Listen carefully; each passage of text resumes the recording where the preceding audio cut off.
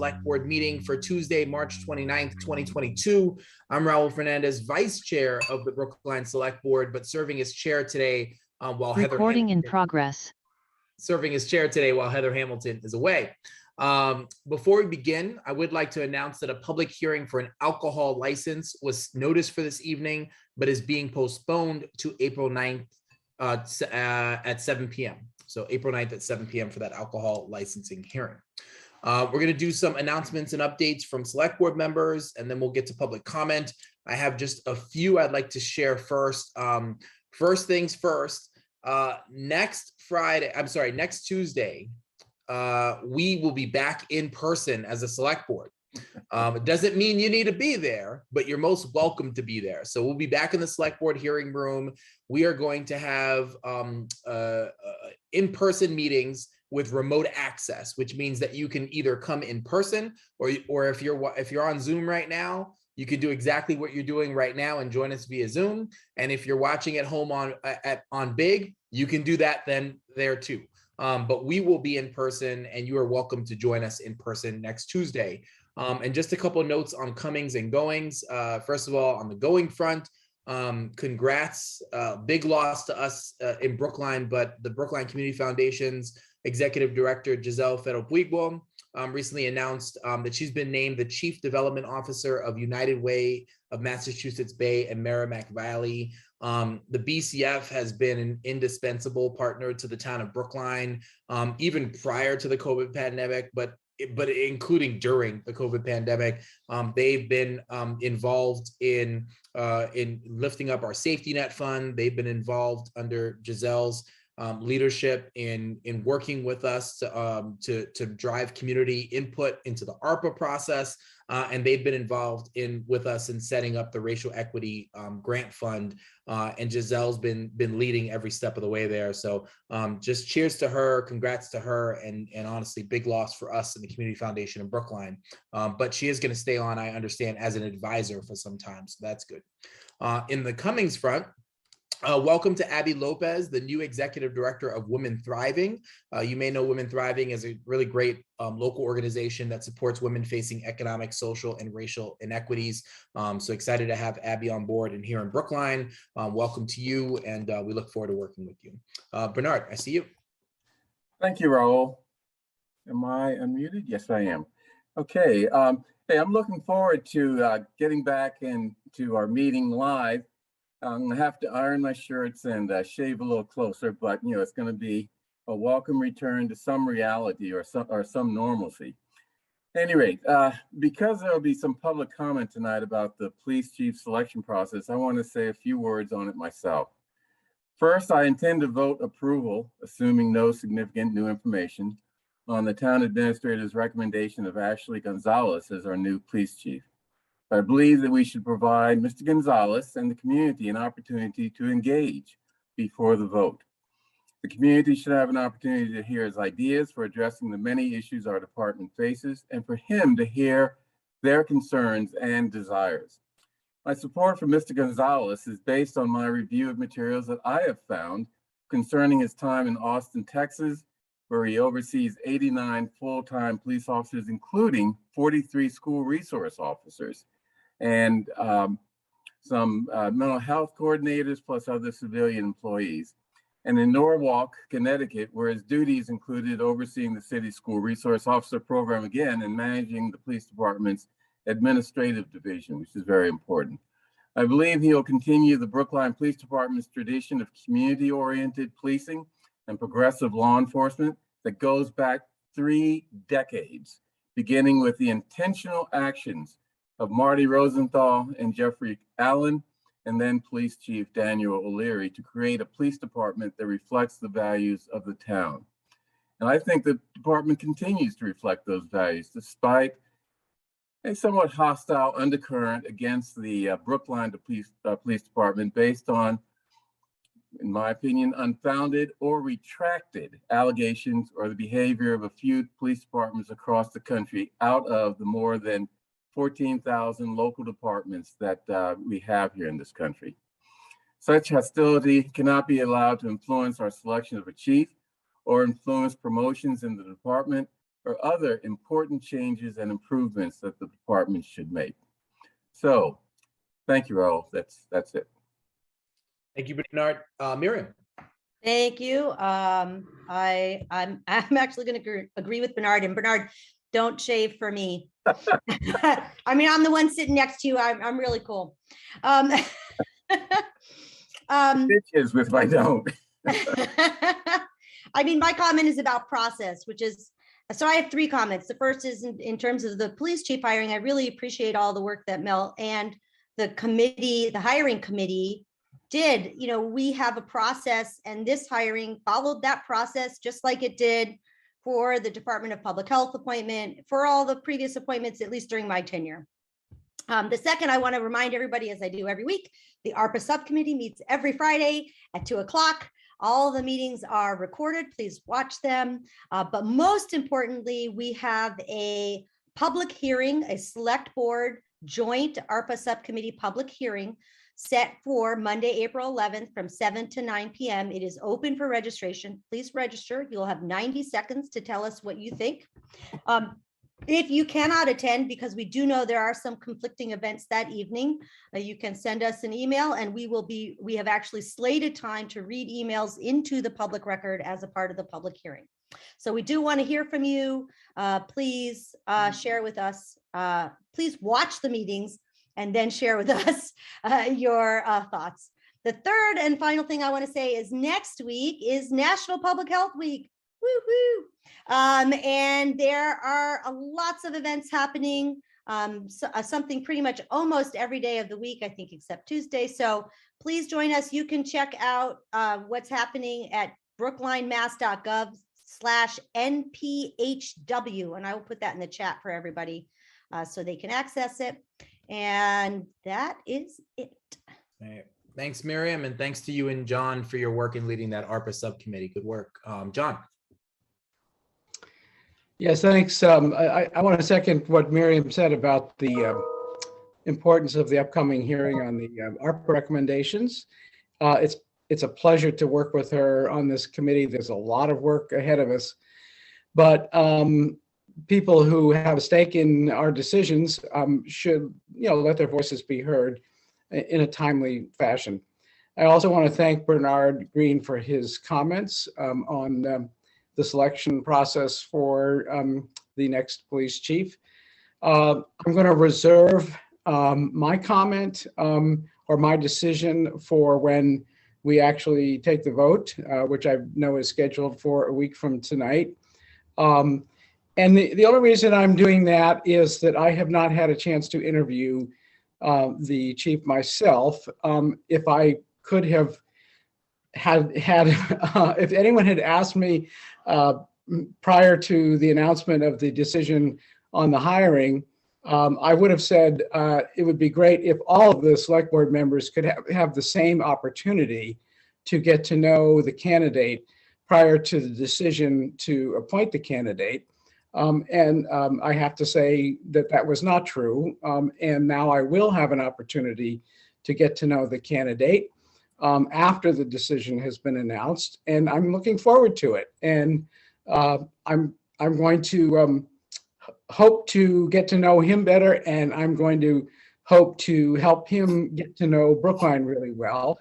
And knowing what I know about this community, if he's the right person for the job, I think he's going to be welcome by every member of this community. And I underscore that because I think a few people right now are getting a little overheated without really waiting to learn more. And so I think that the best approach for all of us right now is to just keep calm, keep patient, and do as much self-education as we can about the candidate, and be the best people that we can be when it comes time for the decision to be voted on by the select board and when it is made official on behalf of the town.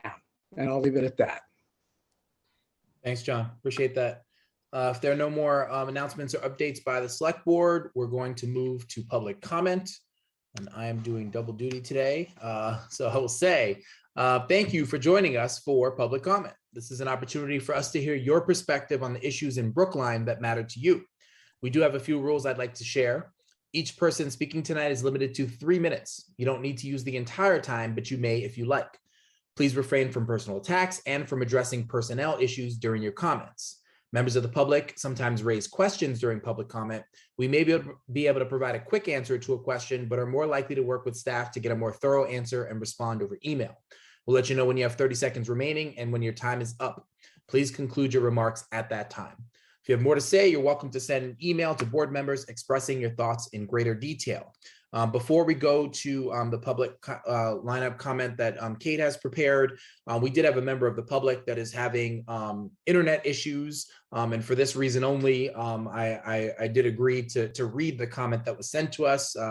We always say folks are always welcome to email the board. But in this case, I'm happy to read the comment. This is from Deborah Brown. Says, thank you, Select Board. I'm speaking tonight in reference to the American. Not actually Deborah Brown, just so you know. It's a different. DB Brown. Thank you Yes. very much. Yes. Thank you for that. Reading too quickly. DB Brown. Thank you so much. I'm speaking tonight in reference to the American Rescue Plan funds. The Brookline Community Foundation did an admirable job compiling all of our town input on how the funds should be spent, and the response was clear. The town overwhelmingly agreed that the top priority for the funds is public health response. Specifically, that we need to support the public health response by investing in the public health department and investing in public health infrastructure. The report also detailed the related issue of investing in equity-focused services by investing in programs that address the social determinants of health. These were our top priorities. Unfortunately, after listening to the recordings from the ARPA Review Committee, the public health response does not seem to be a top priority for the group. So I'm here tonight to urge the larger select board to remember your promises to the people of our town. The long-term physical and emotional impact of the pandemic on our families is very real, and the town must be poised to address these issues. The health department has submitted their proposal to address the immediate and long-term COVID response, including continued testing, contact tracing, vaccinations, increasing education to the community, and addressing vaccine hesitancy.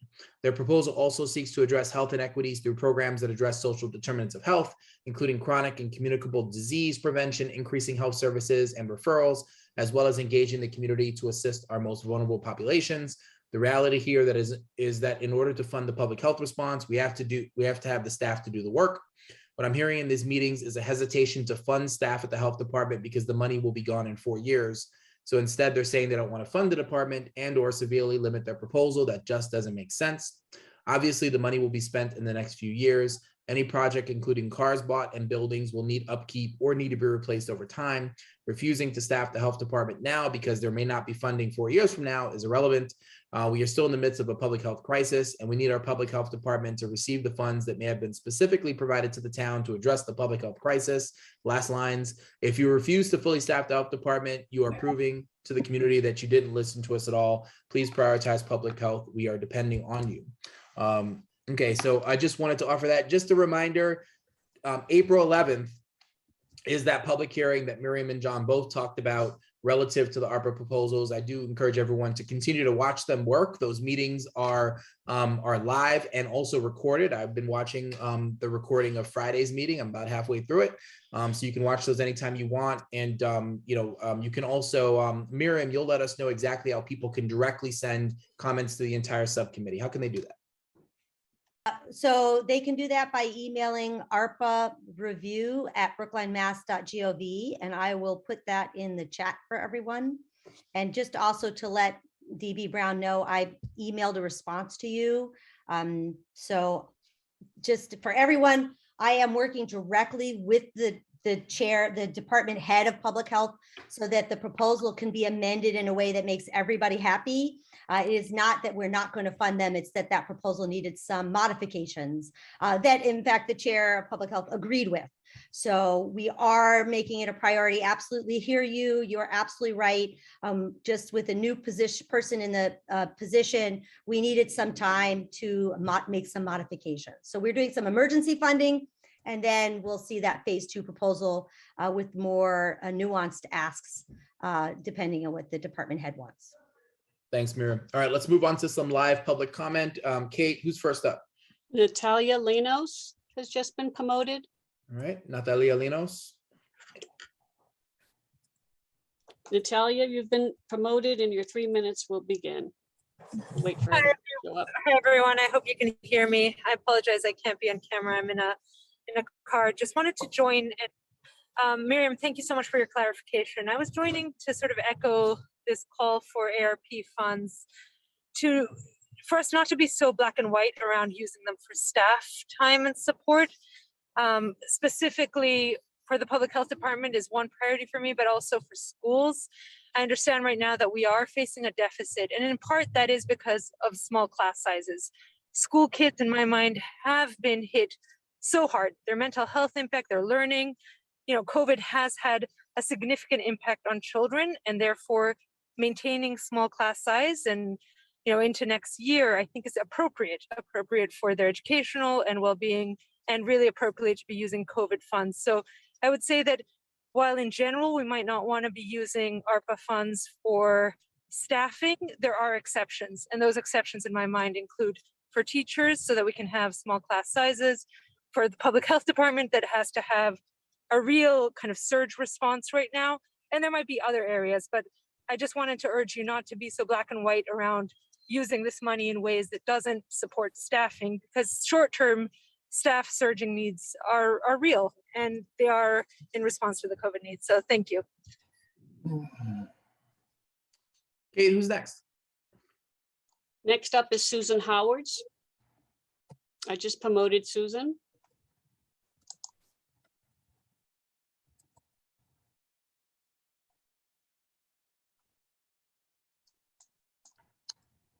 Susan, you're promoted. I think you just would need to unmute. And if you'd like to come on camera, that's up to you. You don't need to if you don't want to. Sorry, I have a rather nasty dog, so I'm always muted. I apologize. Susan Howard's Precinct 9, and I'm going to address the candidate for police chief. I'm going to follow what John said. I, too, know nothing about this gentleman. So I did do my own research. And unfortunately, I went on Google and I saw that there is a lawsuit against his department in Austin that I don't know if it's been resolved or not. I don't know if he was named just because he's the chief, but it's a rather serious lawsuit. And I would suggest that people look into it. I'm sort of disappointed in the process that we don't know more about this gentleman and that he's coming up for a vote. I think the process, quite frankly, was flawed, and it was not as transparent as all of us would hope. The other thing that struck me as amazing was that he's from a school, police, and our SROs were summarily dismissed without notice, and they're not in the schools, nor is the AWARE curriculum, which I'm very much in favor of. I'm a domestic violence attorney. Aside from that, I'm wondering why we're passing over the wealth of talent that we have in our own police force. That's my understanding. There are 3 who have applied. I would like to hear more from them. If we're going to hear from the candidate, could we also please have the 3 who have applied present themselves to the public, because the public knows really very, very little.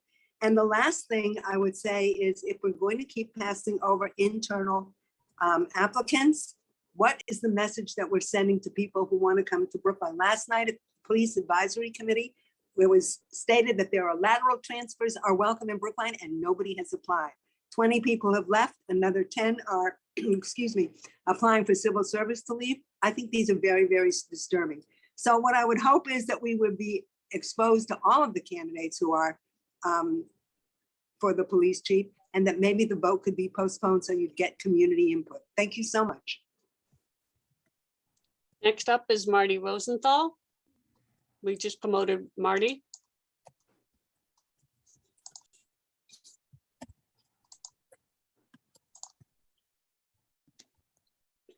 Marty, you've been promoted. Yeah, for some reason it rebooted. Am I back in? Yep. Marty, we can see you and hear you. Okay, yeah, for some reason it rebooted.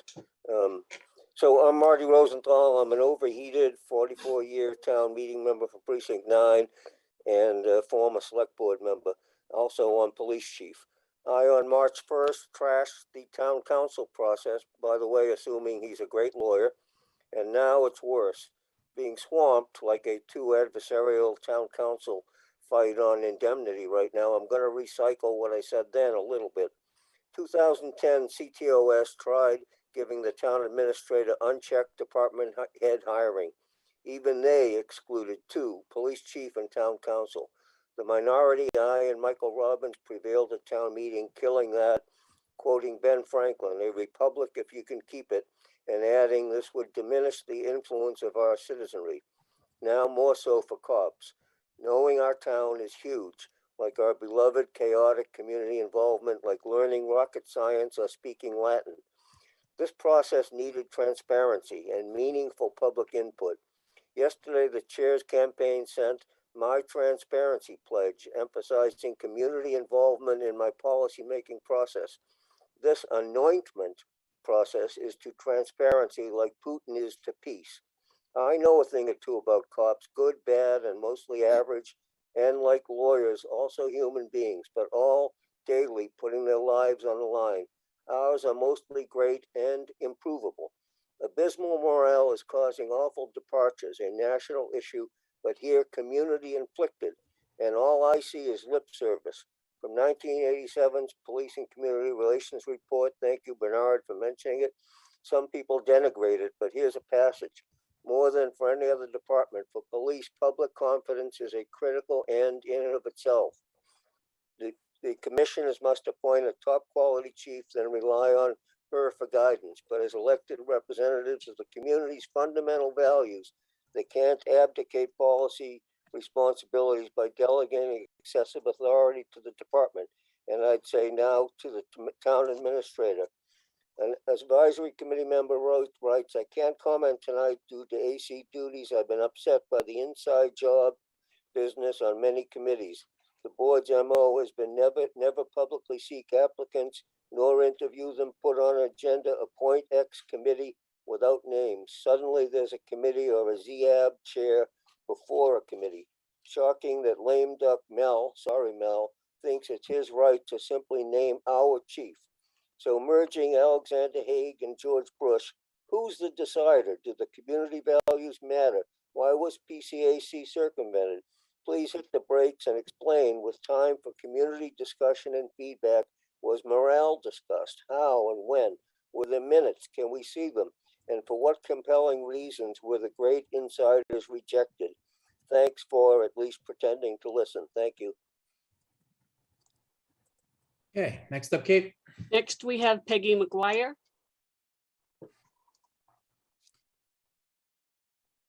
Peggy, you've been promoted.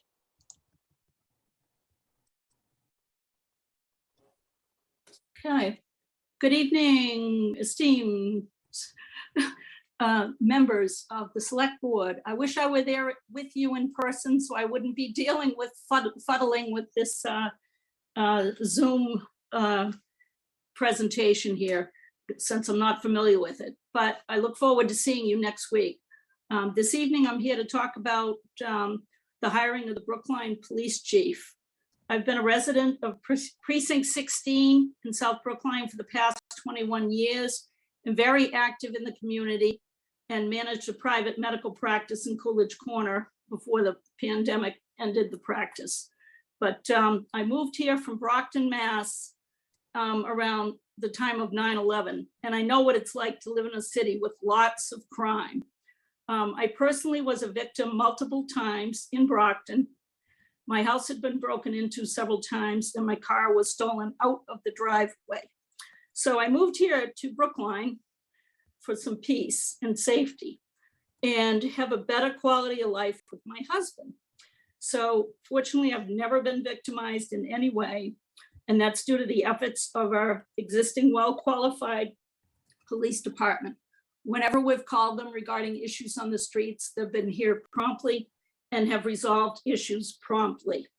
So it's important that we continue to retain and promote our police professionals that know Brookline well and know its challenges.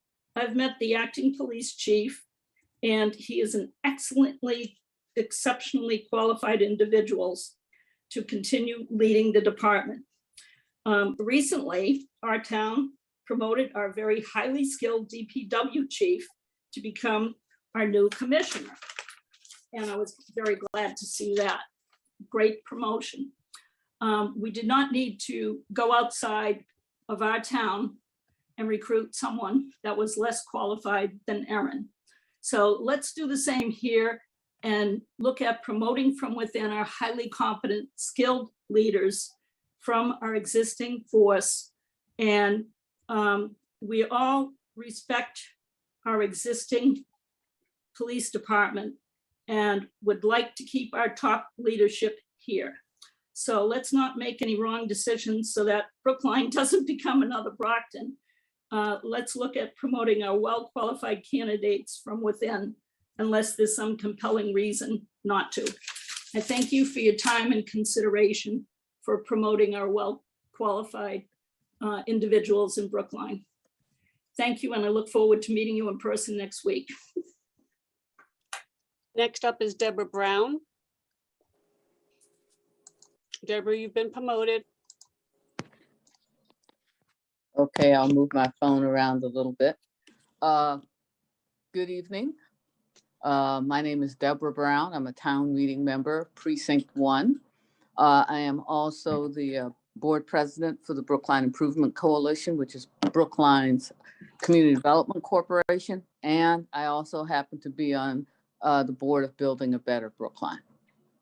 And I'm here to talk about the police selection process and to offer, you know, my appreciation for the way that the process worked.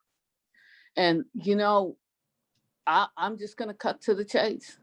There was transparency. During the course of at least one select board meeting, there were conversations about how you can get involved.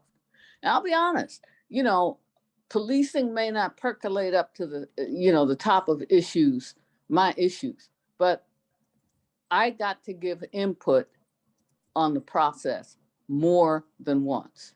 The town invested in bringing in national policing experts to make sure that we did this right. And, you know, I had the opportunity to grill them about what 21st century policing means. You know, everything from building trust to, you know, understanding, you know, current policies or innovative policies, you know, what community policing really means, how you measure success, what are the different trends in officer training. And Bernard was there. I think we spent a fair amount of time during that session actually talking about police wellness and how do we make our law enforcement officers happy. And I even said, you know, we need to find a way for them to be able to live here. You know, it's not helpful for anybody for somebody to have to commute a half an hour, 45 minutes or further. I felt like the process, you know, gave us citizens more control over the quality of life in our community. I felt like, you know, during the course of that explanation of community policing, there was a real effort to get a better sense of what we thought, what we considered to be, you know, the most important. And also I heard a willingness on the part of not only that committee, but select board and Mel to reform and reimagine police services in accordance with the goals that the select board is setting. Now, they just didn't, and this was a national search. This wasn't just, you know, going out and saying, all right, you know, let's send some resumes out to, you know, send some job notices out to a half a dozen places. They beat the bushes. 30 seconds. Okay, I'm about wrapping up. But, you know, along with all of those other qualities, you know, they look for people, you know, who had strong administrative skills, investigative skills, patrol experience. And I can tell you, being in Austin, Texas, it is a major city. It is complex, if not more complex than Brookline. And I do want to read something that the superintendent said about Mr. Gonzalez really fast. Based on his expertise, years of experience and accomplishments, Ashley Gonzalez's name stood out among the candidates, and that was for the chief there. Particularly his ability to lead a department, his extensive training in school safety, and his reputation as being trustworthy and transparent brought him to the forefront. So to conclude, I don't know Mr. Gonzalez, but I know that I have to trust my leaders. I have to trust Mel. I had to trust consultants. And I definitely have to trust the select board to make decisions on behalf of me, the resident. So I'll conclude by saying, thank you, Mel, thank you, consultants, thank you, search team, thank you, interview team, and thank you, select board, for really thinking about public safety and what community policing means in Brookline. I'm done. Thanks, Deborah. Next up is Ryan Black. Ryan's been promoted.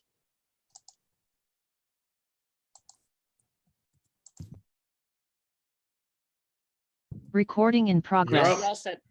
Oh, perfect. Thank you. Hello, Ryan Black, town meeting member from precinct 6. To be frank, there's something quite disconcerting going on. At a meeting of the advisory committee last week, there was quite a bit of time and energy spent by my colleagues insisting that any hire for police chief needs to be from inside the department. And I didn't grow up in Brookline. So what was striking to me that amongst many of the police officers and AC members at the meeting, it was strangely unquestionably true that, in their voiced opinions, that being of Brookline put any candidate leagues ahead of anyone else. It feels uncomfortably like an in crowd putting up a no outsider sign. I want to talk about how holding such an idea as a heuristic is not grounded in reality for many reasons. Firstly, there's, again, to be frank, the numerous instances of discrimination towards those both inside and outside the police department, not to mention the retaliation against those who report such prejudice. The cases of officers Zerai Misgun and Pilot, as well as Officer Hall. Right, who retracted their claim, so let's be Excuse me, careful. can I, this is my time, select board member Green. Well, this is a misstatement that is very common in town. I really wish you wouldn't make it. Yeah, Bernard, please. I've heard other misstatements in previous speakers tonight and have held my tongue. So let's just let folks say what's on their mind. Again, as well as the cases of officers Zerai Misgun and Pilot, as well as Officer Hall come to mind. Not to mention the hundreds of thousands of dollars spent on payouts for racial discrimination lawsuits. Secondly, multiple people in town who have been critical of the department in public forums or social media have been targeted by right-wing personalities, specifically Turtle Boy, whose followers then harass and threaten the police's critics. As a matter of fact, at last night's Police Commissioners Advisory Committee meeting, PCAC member Richardson, town meeting member Bonnie Bastion, and myself made this observation. In less than 24 hours after that meeting, Turtle Boy had a blog up targeting us. This incident echoes what happened to Dr. Fernandez last year, where the day after 2 high-ranking members of the department harangued him in public comment, Turtle Boy put up a blog, which resulted in racist harassment and death threats. The pattern and message being sent is a clear one. If you're critical of the police in this town, expect a wave of harassment. Thirdly, again, in talking about this campaigning for an internally hired chief, the current leadership and allies of the department have fought efforts to introduce change or even lobby criticism of the department at every turn. Consider the forward-looking proposals of the Reimagining Police Task Force, which would offload responsibilities from the police better suited to other professionals, mental health professionals, social workers, etc.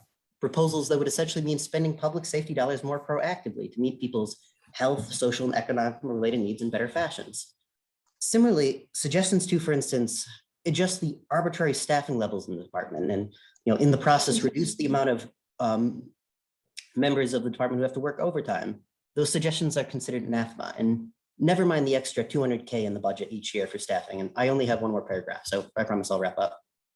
Again, there's something disconcerting going on, and it's that dissent to how the Brookline police do things and have always done things won't be tolerated. It's easy to blame the department's low morale on, quote, ill will from the community and criticisms like this one, but this line of argument only serves to deflect and obfuscate the internal systemic issues many officers and reflexive supporters of the department in town government don't wish to reckon with. Instead, their priorities seem to be closing rank. Thank you. Next, we have Linda Roseman. I just promoted Linda.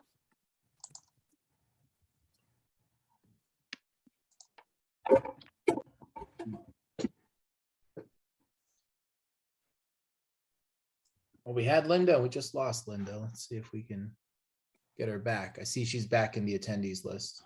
Okay. There she is.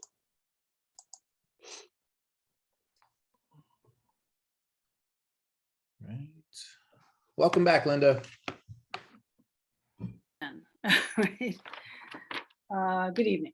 My name is Linda Roseman. I am a town meeting member from Precinct 14, and I am chair of the Police Commissioners Advisory Committee. Following the public hearing of the PCAC last night, members of our community were targeted on social media for expressing viewpoints critical of the Brookline Police Department. The PCAC welcomes all points of view, and we condemn the targeting of any individuals for their opinions. That's all I wanted to say. Thank you.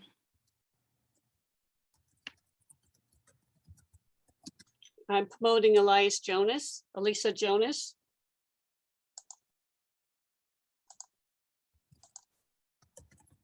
Elisa has been promoted. Okay. Hello, actually, I listened a little bit to the PCAC meeting too, and I'm trying to figure out what these blogs are. I was looking for them afterwards. It's terrible. But let's see, I'm Elisa Jonas. I'm a town meeting member from Precinct 16. I'm on the advisory committee and its public safety subcommittee. I don't know whether it's fortunate or unfortunate that I'm making this statement about our police force today, because I am not speaking about the issues surrounding the hiring of the police chief. The reason I'm speaking right now is because during our last advisory committee meeting, dealing with the police budget last week, there was much discussion regarding funding of the police department to address the need to both stop the flight from the police department and to have qualified candidates apply for the many empty positions. At the time, I spoke about the lack of support for the human beings who work in the department as the primary driver of the many departures, and I was asked to present these views to you, the select board, as the body with the primary fiduciary and management responsibility for the town's public safety. As part of my research into last fall's warrant Article 3 on civil service, I spoke to police chiefs from other municipalities. They told me that Brookline had always been a model for them of good policing. They told me that the Brookline Police Department led the way in training, in de-escalation, in addressing mental health issues, and data collection of police activity. These are all practices that we want to encourage in our town. The police chiefs told me what a shame it is that our police force has been routed because of inadequate support and respect for the people working in the department. The resulting downward spiral of morale risks dismantling the many best practices that our police force has developed over the years. I've also spoken to police officers about the impact on them and their colleagues of the negative treatment that they have experienced. Some have chosen to move from the town so that their children would not be harassed as they walk to school and be told that their parents are racist. A newly hired police officer, a veteran of the Iraq War, left for a department in another community soon after her hiring, informing her colleagues that she felt more hostility working in Brookline than during her deployment in Iraq. I don't know whether that's hyperbole or not. We've had a police officer told to leave Trader Joe's because customers would be distraught to see a police officer in the store. Another police officer was told to leave Starbucks. 2 police officers responded to a 9/11 call about an assault in a town park. When they arrived, 2 women who were sitting in the park informed them that they were not wanted there. We've been considering some of the salary differentials between Brookline and other communities. Some have used these salary differentials to explain the flight of police personnel from Brookline's police department.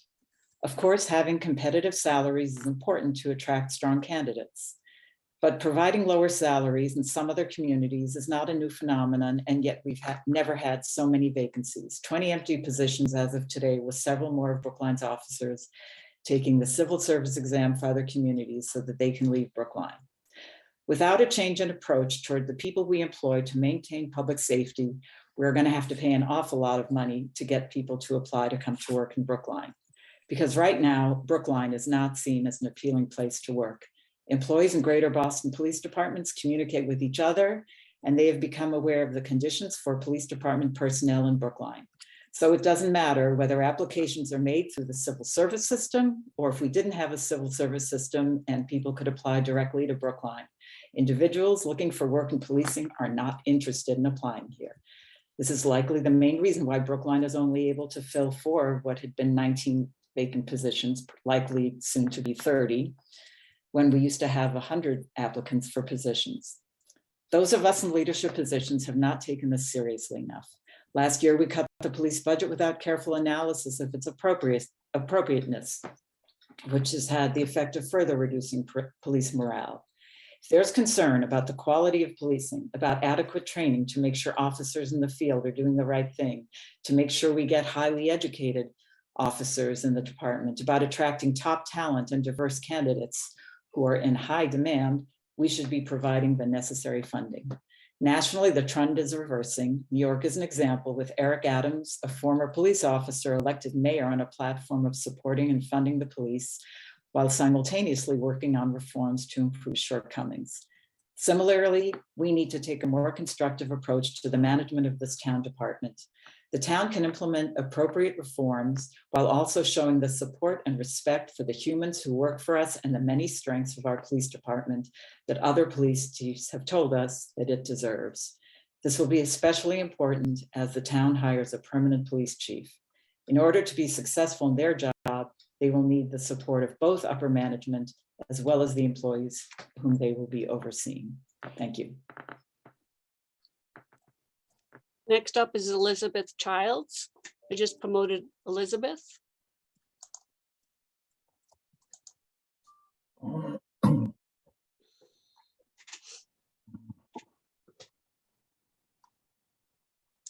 Elizabeth, you've been promoted. Thank you. And thank you for hearing me out tonight. I'm wanting to speak to you about the search for the police chief. I urge you to delay your vote until a public process can be adequately and effectively completed to meet your chosen candidate.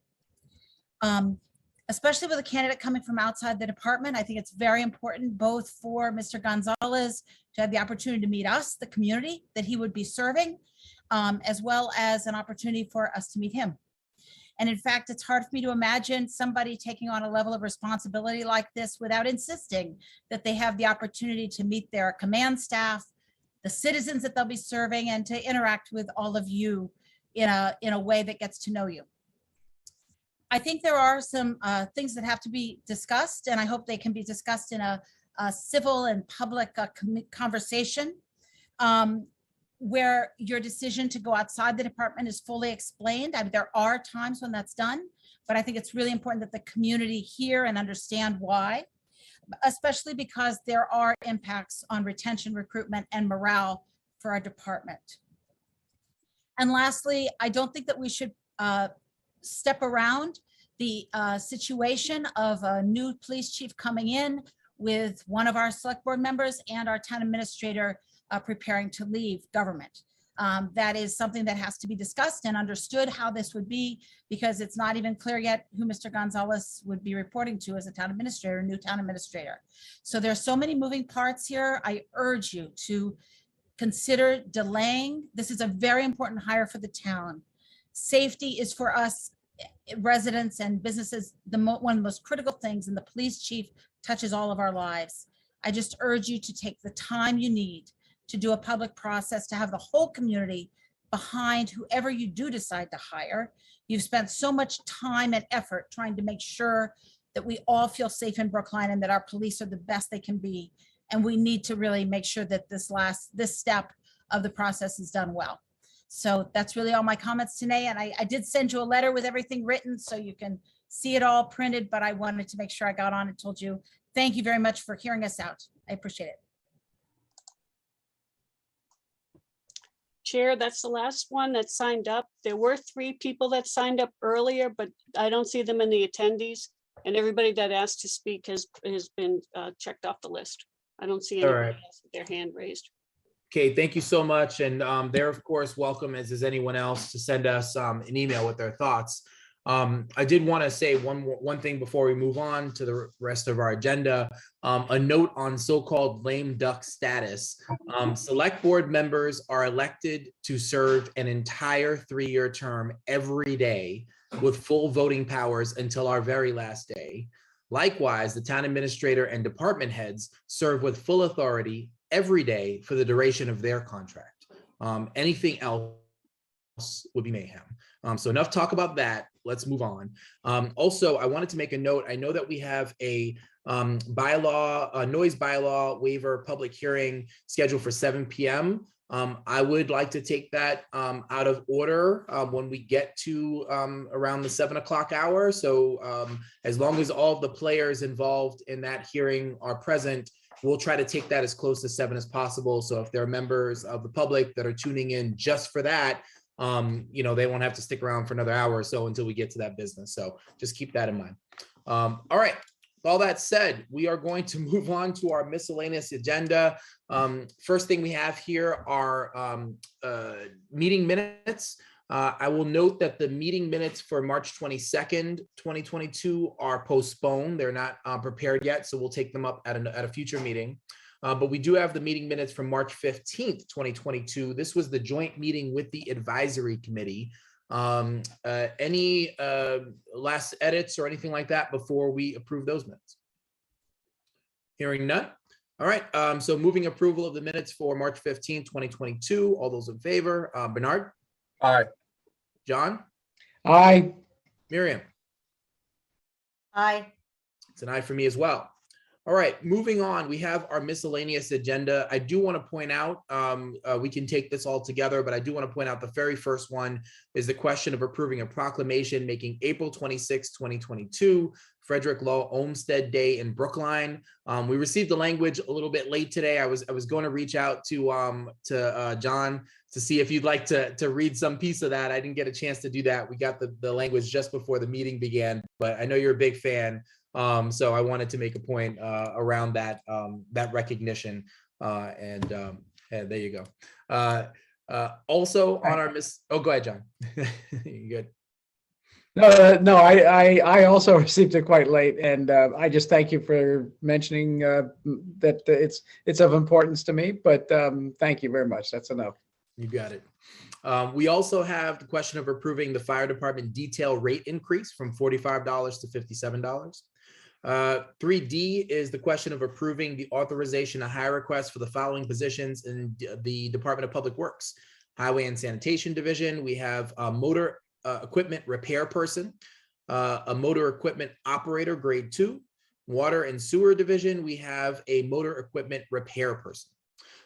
Item 3E is the question of approving a memorandum of understanding between the town of Brookline and the Massachusetts Department of Transportation relative to the design and construction of the Lincoln School Safe Routes to School project through the Safe Routes to School program, infrastructure project grant program.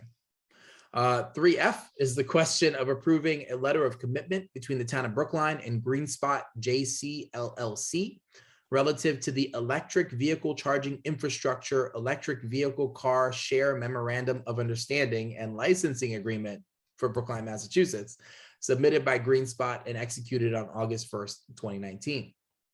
3G is question of approving a contract with Lambrian Construction Corp for the Brookline High School 3rd floor and quad renovation project in the amount of $8,482,000.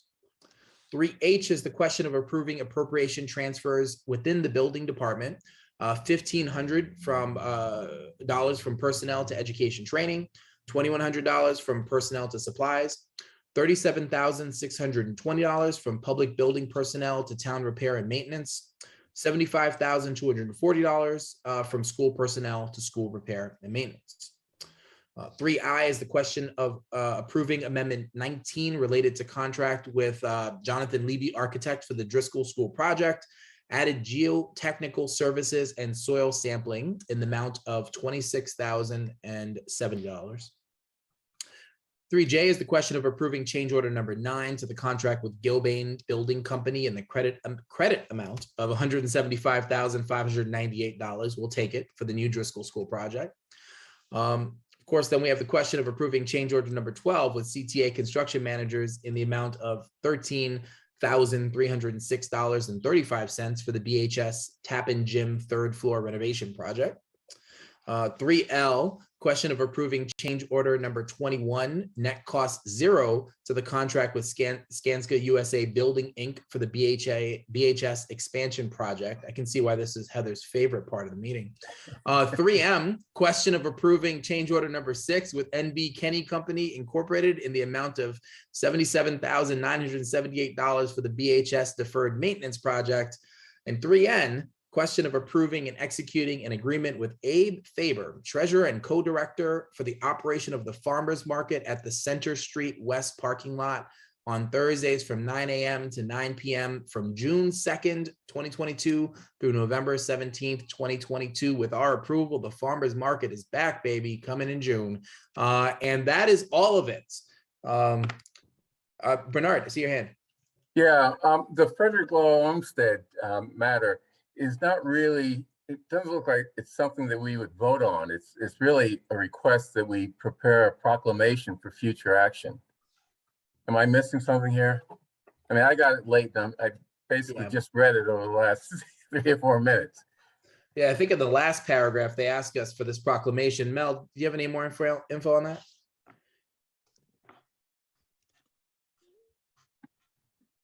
No, I don't. Yeah, I mean, I mean, we can vote to, prepare a proclamation in the future, but I think it should be clear that, this is not a proclamation. So. Yeah, we don't actually have proclamation language in front of us right now. We do have this request. So I'll follow up. Okay. Why don't we pull that out? Yeah, let's hold that then, and we'll come back to it. And then John will have an opportunity, hopefully, to read that proclamation for all of us. Great. All right. So excluding that item, let's go ahead and vote on all others. All those in favor, Bernard? Aye. John? Aye. Miriam? Aye. It's an aye for me too. All right.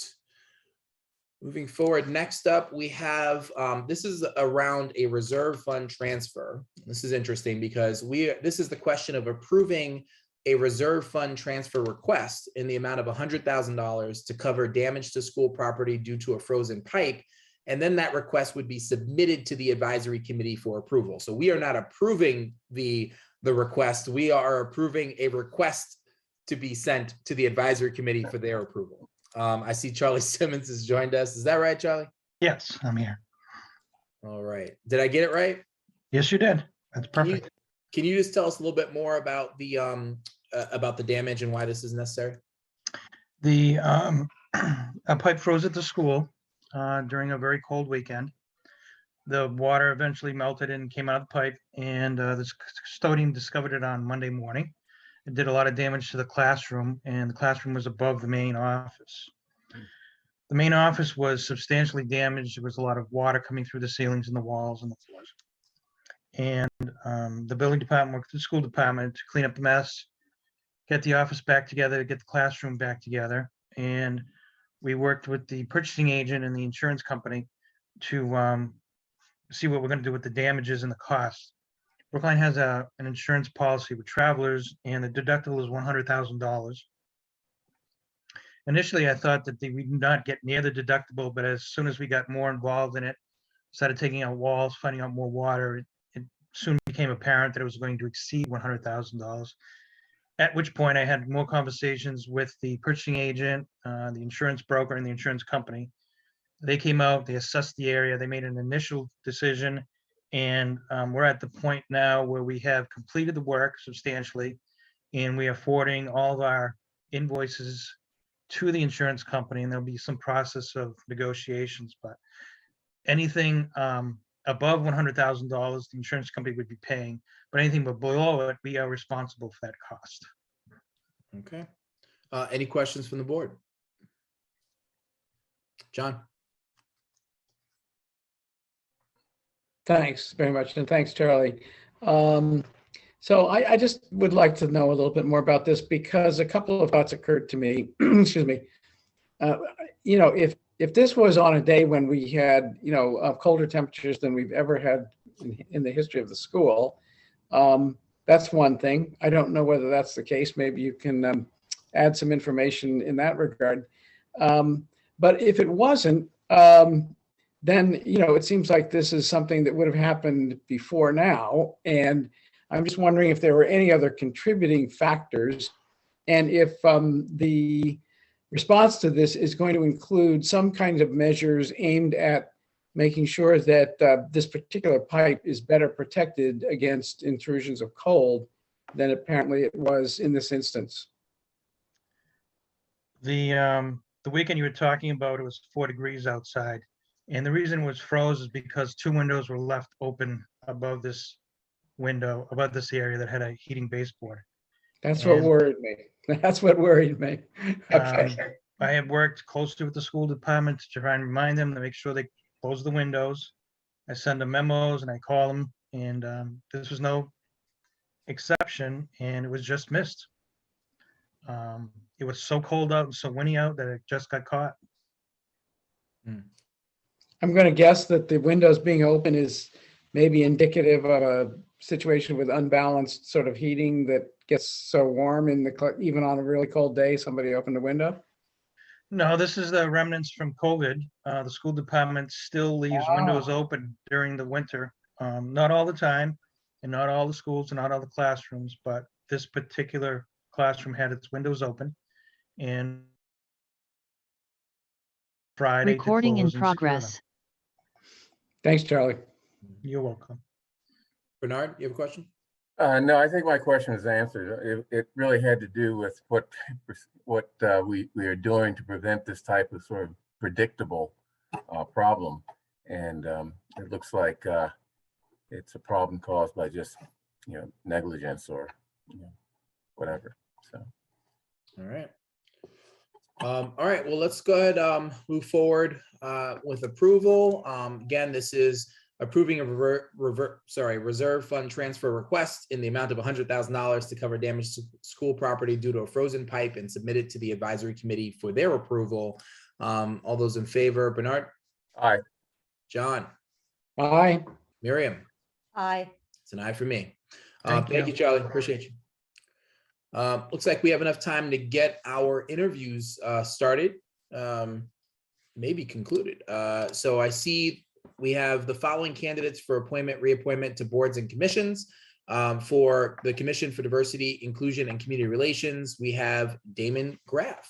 And Damon, you are promoted. If you'd like to turn your camera on so we can see you, that'd be great. Looks like you're unmuted already.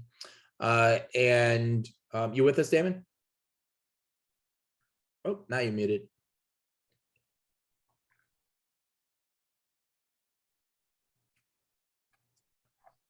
Damon, I don't know if you're talking, but oh, there you go. Image. Oh, I'm sorry, am I up? View button. Meeting info. You are connected. Image. Mute. My audio submenu. Sorry, I'm. Start video button. There I am. System. Hi. That's all right, Damon. Welcome. Thank you. We can hear you. We can't see you, but that if you can't get that on, that's okay. In order. If you can just take oh, there you go.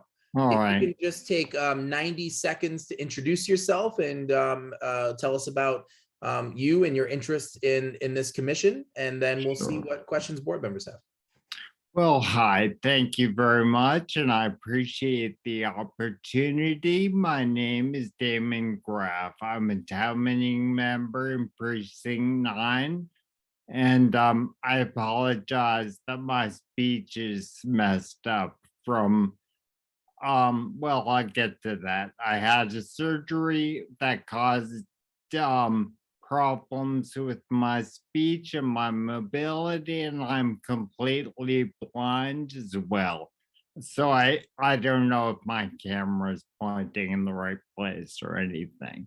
But I've been interested in disability issues ever since I went blind in my 30s, and it's taken on extra urgency, I guess, and I'm more interested in getting involved now. I thought I would take some time to learn the ropes in the town before trying to become part of the efforts that are underway. But now that I've gotten my view wet a bit, I thought I'd talk to you all about serving on the Commission for Disability. So that's my spiel. I thought I'd pander by showing my dog, but I don't know where she went. Well, we always love a good dog showing up. Maybe she'll pop by. Well, Thanks for and being- I know Miriam also has a French bulldog, so yeah. I'm really trying to kiss up here. There you go. Well, I just want to say thanks for being with us. We hear you loud and clear. No need to apologize for anything. We're glad you're with us. Now, I do want to ask one clarifying question. On our agenda, I have this as an interview for the Commission for Diversity, Inclusion, and Community Relations, but you mentioned the Disability Commission. Are you applying to both or either? I don't know. They seem entwined. I had thought that I applied specifically for the Disability Commission, but of course, I'm open to other opportunities. I do serve now on the Immigrant Advancement Committee, which is part of that Commission on Diversity, Inclusion, and such. So I don't know. I don't know what positions need filling, but I'm happy to entertain what's available, I guess. Well, let's continue and we'll see if we find you a spot here. Miriam, I see your hand up. Yeah, thank you. And it seems, Damon, I have a Frenchie. She's typically with me, but for some reason today she's pissed off at me. Well, I can't see it anyway. So. Well, so you may know or not know that I chair the Disability Commission. Right, so I understand. So my question for you is, what are some of the kind of top line items you would like us to be addressing if you were to join us on the commission? What are the things that really matter in terms of, bringing to the committee that you'd want us to be addressing? Right. Well, thank you. First, I guess are things around vision, and I've been working with people on accessibility in terms of technology, but there are mobility issues around that as well. And because now I don't walk easily, I've understood sort of some of those mobility issues as being more urgent in terms of a way to stop people from fully participating in life. And I mean, my precinct is heavily older, and I feel that a lot of our older population face both vision and mobility issues as well. So it's not only people with, actual disabilities that you can name, but an aging population brings with it a lot of the same considerations. So I would think mobility is probably key, but that goes in terms of, places where one can walk, and also like guidance for visually impaired situations. Thank you. Thank you. Other questions, folks? Damon, I'll ask, Heather always asks this of folks before us. Now, you're a town meeting member, so you may already be sort of tuned into what's going on, but how'd you hear about this opening, this availability? Well, I had seen that there were actually a few openings last May after I joined town meeting. And now, I don't know, it's more that I get the emails about, all the various positions that need to be filled. So I guess because I'm special now that I'm on town meeting. Right. John. Hey, Damon, thanks so much for applying. Thank you, John. And thank you also for serving at town meeting. It's great having you at town meeting. I just want to, as a important bit of information, or at least something to be clarified on by the board here. Damon's application that is in front of us does say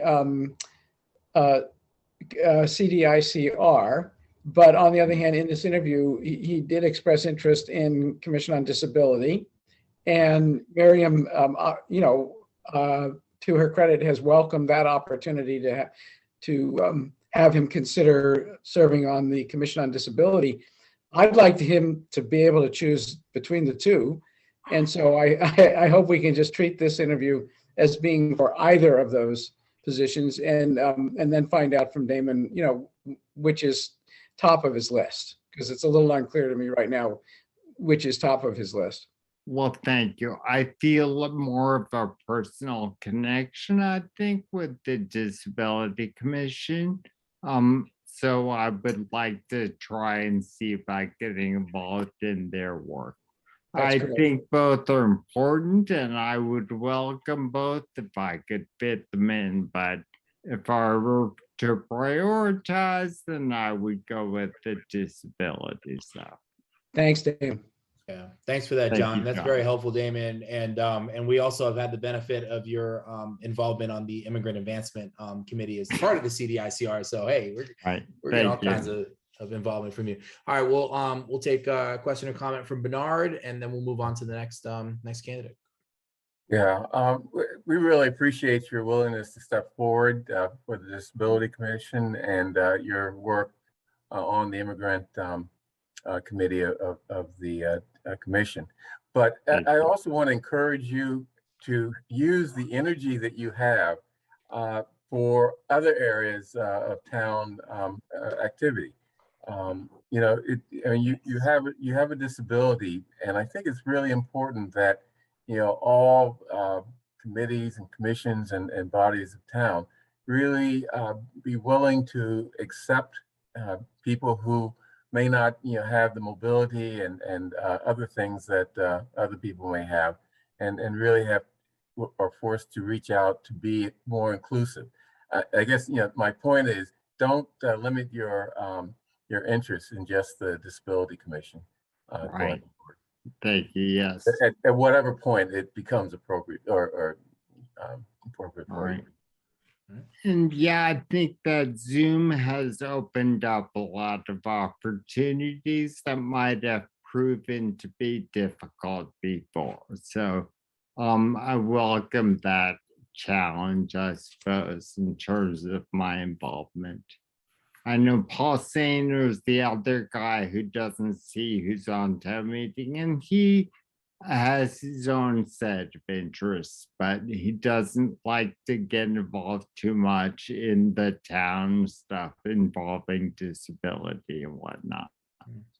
Yeah, it's really up to you. So Damon, thank you so much for this, and we'll be making an appointment to either body, but we'll be looking around the Disability Commission at a later date.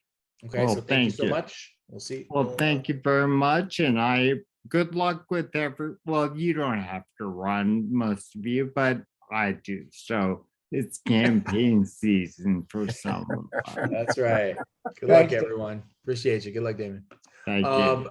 So we just have one more interview, and then we'll skip ahead to the noise bylaw waiver public hearing. But we have Jesse Hefter, who actually we've got for interviewing for two different positions here. My audio button, mute my audio button group. Right. Thank you. And hello. Hi, Roll. Jesse here. Can you hear me? Yep. Looks like we lost Raul. Yeah, we lost.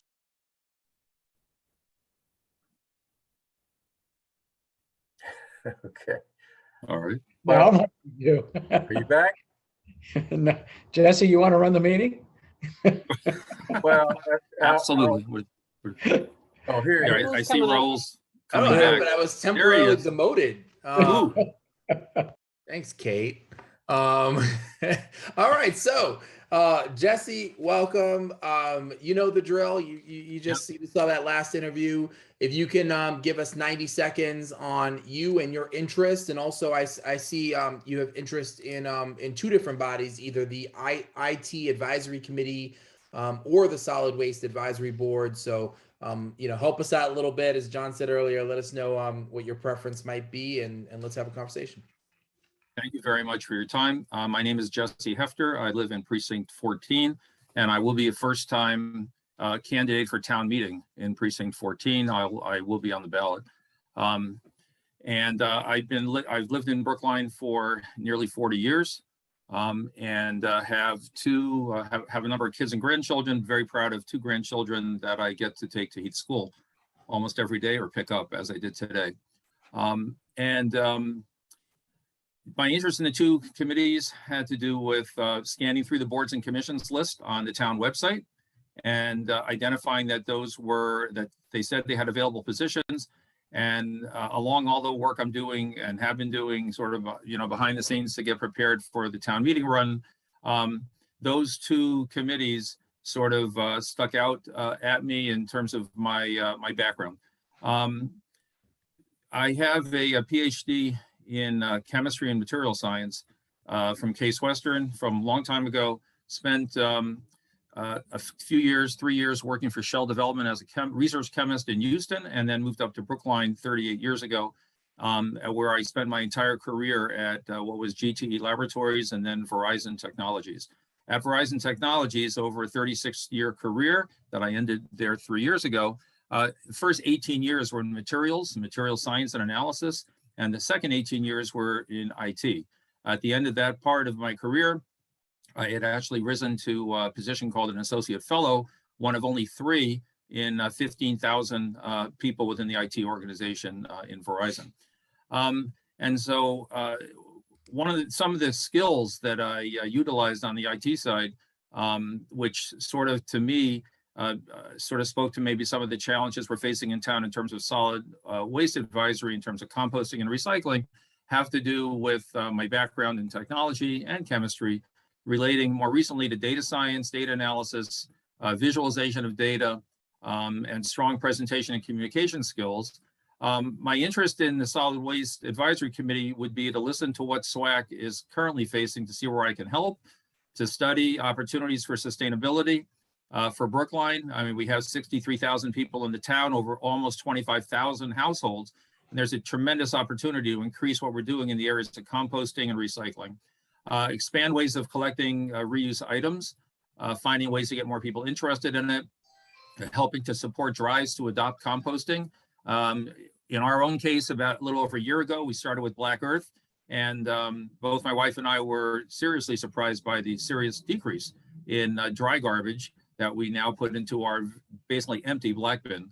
And then to improve in any way I can help, the percentage of Brookline solid waste that can possibly maybe be sold, as they do in Maine, to be combusted for part of the energy stream. All right, Jesse, let's love what I'm hearing. Let's save some for the questions, though. This is terrific. Thanks for this. Let's see. Oh, here we go. We've got a couple questions. Miriam, you're up first, and then Bernard. Great, thank you. So I think I might have missed it, but if you had to pick which one of these committees would be your top priority, and the second is I'd love to hear your thoughts on this dilemma with recycling that used to make us money and now is costing us money. If you have any ideas how to think about that. In terms of my preference, I think SWAC would be my first choice before the IT side. In my view of what the IT committee is doing and things like that, the meetings are sort of quarterly, and I think that the IT head, Ms. Wang, I think, is doing a great job. The website works very well. There's a lot going on there. I'm not sure how much additional help they need, and it was not clear, I guess, on the website actually what IT challenges we're actually facing. It was hard to find like minutes or agenda things on the IT committee meeting that would give me a better view into where maybe my skills could dovetail with what the town needs. I mean, I'd be happy to meet with them, but I think the SWAC side is better. I would say, Miriam, on the recycling side, that's something I'd have to research. I wasn't aware that our recycling effort is costing us more money than it needs to. I know as a recent study in Maine, where they've been doing very well on, composting and recycling, did indicate that they even found ways to take some of the recycling items and create a revenue source through putting them through power plants or modified power plants in order to get some energy out of that. Now, again, that's something, and I'd be starting sort of from scratch there, but I'm happy to put my shoulder, to the plow there and work together with the committee to understand that better. Jesse, thanks for that. Thanks, Miriam. Bernard.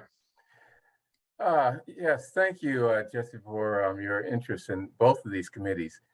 Sorry that you couldn't find information on the IT Advisory Committee, but I'm wondering if, with your background, you have any thoughts on the risk that towns like ours face in this new era where we're not looking at the Russian nuclear bombs draining down on us, but maybe Russian hackers doing their thing. And this is, we do a lot to protect against that, but I was wondering if there's some things that we need to think about that you are aware of that we may not be thinking about. That's a great question. I'll just say that's not 100% in my area. I'm more focused on visualization of data, bringing data to people in a mobile environment than I am on the security side. Okay, fair enough. But I could ask. Sure, absolutely. No, that's an incredibly important question. Yeah. All right. Well, I think we've got it. We, as I mentioned before, are going to make an appointment to both bodies and SWAC especially at some later date, and we'll be back in touch with you. Appreciate you. Thank you very much for your time. All right, yours too. As I mentioned, we are now, assuming all parties are present, going to skip over departmental budget presentations. We'll get right back to you as soon as we can for this noise bylaw waiver public hearing, which was scheduled for 7 o'clock. Kate, if you can get the relevant speakers lined up, that'd be terrific. Thank you so much.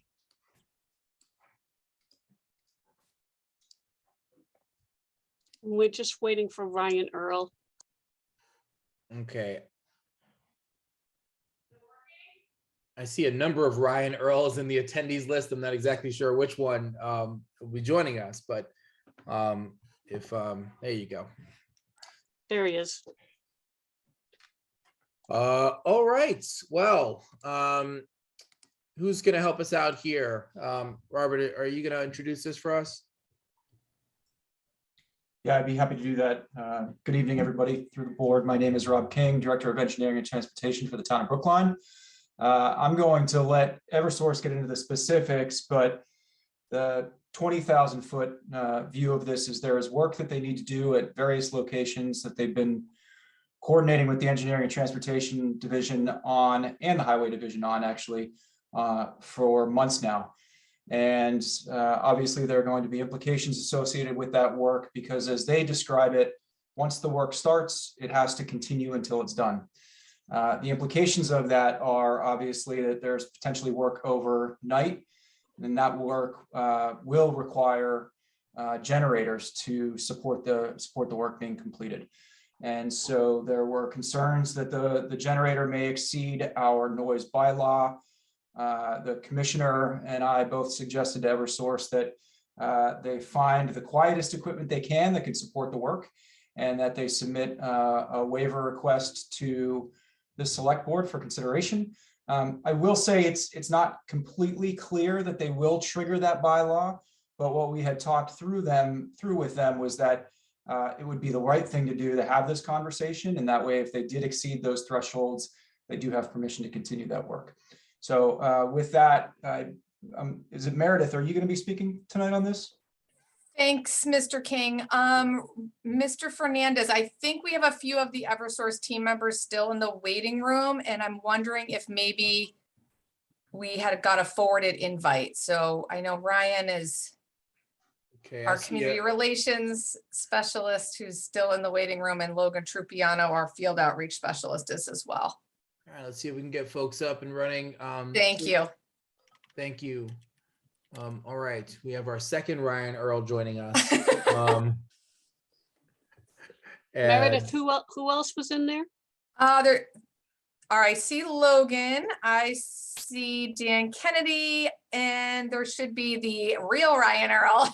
Should be. yeah, I It think looks there are like two the- other Ryan Earls in the attendees list, so I think you're using probably the same link. Yeah. That's what I think too. Yeah, Well, but let's- while we're waiting for Ryan, and I know and appreciate you all taking us out of order this evening, I'm happy to kick it off. My name's Meredith Baraka. I'm the senior project manager for our project services, which is our outreach division. We have here tonight with us Logan Trupiano. Thanks, Logan, who's our field outreach specialist, who's been doing a lot of work with notifying residents, and Dan Kennedy, who is our project manager. So we figured we just wanted to give you all an overview of where the locations are, what the work entails, and thank you, Mr. King, for giving that overview and when we're expected for the work to begin. Oh, and there's Ryan now. Thank you. Did I miss anything, Ryan? Will the real Ryan Earl please stand up? I apologize for that. Thank you for having us here tonight, Meredith. You covered anything. So at this time, I'll turn it over to Dan Kennedy to kind of get into the meat and potatoes of the work we want to do. Yeah, sure. Thanks, Ryan. So we're in the process of replacing an underground transmission line, and we're probably about 80% of the way done. And the final step there is to actually tie the cables together. And this operation, once we open these cables up and expose them to the atmosphere, we really need to tie them together as quick as we can, wrap them back up, and get the work completed. So that's the need for this 24-hour continuous work. It really can't be unattended, or it would risk, damaging the cable that we just put in. So the actual work itself there'll be a generator for lights. And really that is the only equipment that will be making any noise. We have done this in Newton a few weeks ago, and we took decibel readings. Those decibel readings came around 70. And, in the Brookline bylaws, it says that 70 is about the sound of a passing car. So don't expect it to be too loud. However, it is going to be there for, 5 to 7 days nonstop. But once we're done, and we'll be out of there. The work will be taking place at all of Eversource's existing manholes along the line. And those are the addresses we've noted in our application, along with the dates we plan to do as well. And that's really it. All right, that's helpful. Let's see what questions we have about this. Obviously, having a generator running, at the, it's different during the daytime than it is in the evening, and very much so if it's very close to someone's home. I'm wondering, in that most recent project that you mentioned in Newton, did you use anything like walls or anything like that to help muffle the sound? No, we did not. However, we took the recommendation of Rob King and bought the quiet, quote unquote, quiet generator that we could find, the quietest one we could find. Okay. All right. Let's take some questions from the board. I see Miriam. Yeah, thank you. I'm just wondering, from your experience in Newton, when you did go late into the night, how late are we talking about? So this will be 24 hours for 6 days straight. So it's just it'll be nonstop. Right. Got it. Thank you. I guess I didn't quite put that together. Yeah. Okay. And how close, this is a number of different locations. So how close are the closest abutters to, on the various dates, where the generator will be placed? Offhand, I don't know which one is the closest, but I know there's a number of locations where Logan, who's on, has been actively reaching out and talking to those abutters and making sure they know what's going on. We did have a situation in Newton where a resident came out and said, if you wake me up, we're going to call the police. And the first night we didn't hear from him again. He had no issues. And I'd just like to add really quick that we've been meeting with DPW regarding this project. This is just one portion of the work. We've been meeting with DPW since early 2021, or is even, I think it's the earliest we discussed this. So there's been over 5,000 touch points with abutters with this project. So they know the work with what we're doing. They know the extent and kind of the footprint that we're going to have. So that's a testament to the door-to-door outreach, the emails and the letters we've been sending to our abutters. So they are aware, and we try to coordinate with all parties, including DPW and police, as much as we possibly could. Thanks, Ryan. In a moment, we're going to, by the way, open this for public hearing. So if there are folks that would like to have their say, feel free to either raise your hand or otherwise indicate to Kate using the chatter Q&A that you'd like to make a comment. In the meantime, while folks get queued up, we'll go with John. Thank you. What would be the consequence of our not granting this 24-hour noise waiver?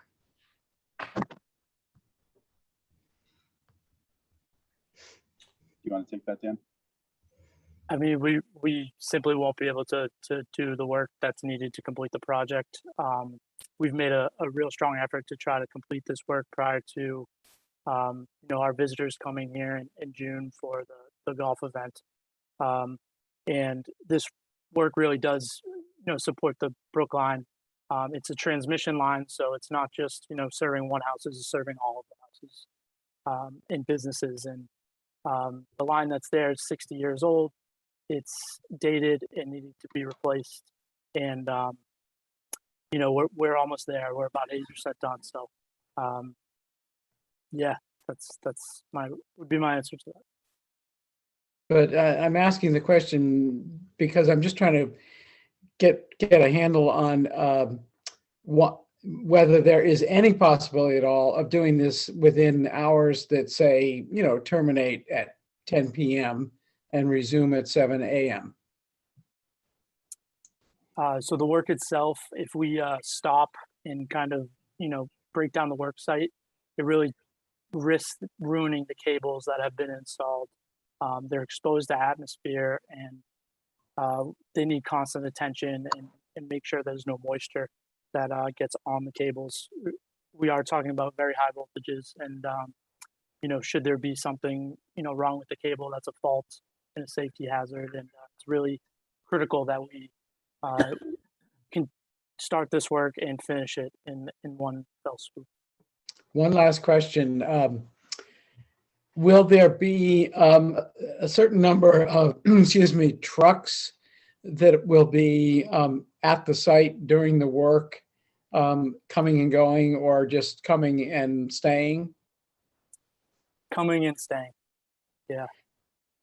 Because I bring that up because it would be really helpful to the neighbors and also a show of good faith, I believe, if those trucks could be advised not to idle. And I know that that's not the easiest thing to request because the temperatures could be getting cold again, who can say? But the addition of trucks that come to a site and then just idle and idle and idle can really be what drives people over the edge in terms of neighbors, who have to put up with the noise nuisance. Not to mention the air pollution nuisance. Yeah, sure. So we will have the generator on site, so that should supplement any needs to idle the trucks. The trucks won't be running. Okay, thank you. Let's see, unless there are other questions or comments now, we can go ahead. Seeing none, let's go ahead and open the public hearing. And Kate, let us know if we have folks that like to weigh in. I'm going to promote Clint Richmond. He's indicated something in the chat.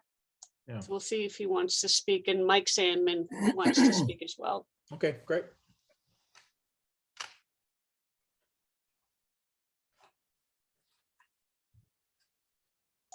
Clint, you've been promoted. Well, thank you. I wasn't planning on speaking on this, but since I was here for the meeting, I thought I'd pipe up. I live at what's approximately 430 Washington Street, so not very far from the site. I think I'm familiar with where the work site is. There's like 3 utility covers that are very noisy, even because of their location. I wish they could be moved, frankly, because all the traffic goes over them. But John made a very good point about other equipment. It's not just the noise from the generator, it's from the trucks, it's from equipment to lift the covers and move the covers, and so there's quite a bit going on there. So the cumulative noise is more than just the generator itself, and the idling from the trucks will add to the emissions from the generator itself. But I understand it. There may only be one way to do this work, but the impacts are pretty noticeable, and that's and right in front of 407 is one of those U-shaped condominiums. In fact, I think another town meeting member lives there, very near close by. Maybe Marissa Voigt, but anyway, I can't remember. So there's a lot of people who are right above that site, and so they hear both the traffic from the street cover, from the utility covers, but also they'll hear the construction work quite clearly. And at night, when the traffic is down, it goes up and down. So I'll be able to hear it, from my house quite easily. Thanks. That's more of a comment. I'm not trying to, I don't have any comment on the engineering side of it, but that is a very dense neighborhood. And likewise, I think, 76 Washington also has apartments, I think, near there. And I don't know about 676, I can't remember, but very, very close to the street at 407. So if you don't mind, I'm going to just jump in really quick and speak on behalf of the noise and the abutter that was mentioned earlier, who had reached out to me and told me that if they were to hear noise at night, they were going to call the police. The location that we were doing the work was on the crosswalk directly across from their street. This work, again, is done inside of the manhole. So for them, they weren't able to hear anything or anything to the point where it bothers them. I think, what you hear during the day with our, general work, that would be a lot louder than what this 24-hour work is, which, I'm thankful for, and I'm sure everyone else here is thankful for as well. But I just wanted to shed a little light on the noise. And I was there myself to hear it. And I would equate it to the sound of a lawnmower in the distance. Or a leaf blower, perhaps. Yeah. Don't get us started. Oh, excuse me. I didn't know. Let's go. Thank you, Clint. Let's go to Mike Simmons. Thank you. I have a question. It's somewhat related to this, and quite honestly, it's a little bit not related. But let me take the related part first. As I understand it, what you're doing is modernizing and increasing your transmission capacity into Brookline. Is that a fair characterization? We are replacing a line that needs to be replaced and taking an opportunity to increase capacity. Okay.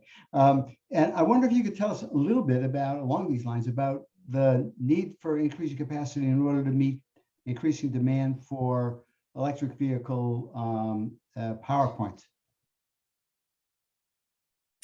So these lines are at a little bit higher level than that. It's I really appreciate your high voltage. I understand, but yeah. Okay. Yeah.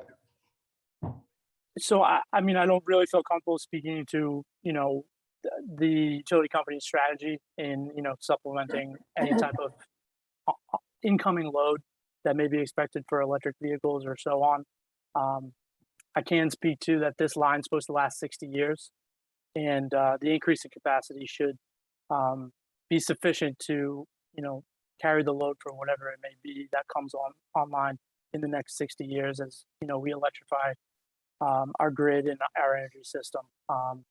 That is the driving force behind it. Okay, so you need step-down transformers for presumably to get this down to where it can be used locally. Yeah, once it gets to that transformer, I'm done. Okay. Fair enough. To be honest, it goes into Okay. I don't know anything about that. Sorry. Right. Well, and folks, by the way, that's Mike Sandman, who is actually on the ballot this May, unopposed for the select board seat that I'll be vacating. So presuming that he votes for himself, at least he'll be sitting on the board as of May 4th. So get to know him. All right. Anyone else, Kate, for public comment? No, I don't see anybody else for public comment on this item. All right. So let's go ahead and close the public hearing. Folks, what do you want to do here? Any thoughts? John? I don't think we have too much choice. What can we do other than vote? Otherwise, it's lights out. All right. All right. Rob, do you feel like we've done everything that we can do to reduce the level of noise as much as we possibly can?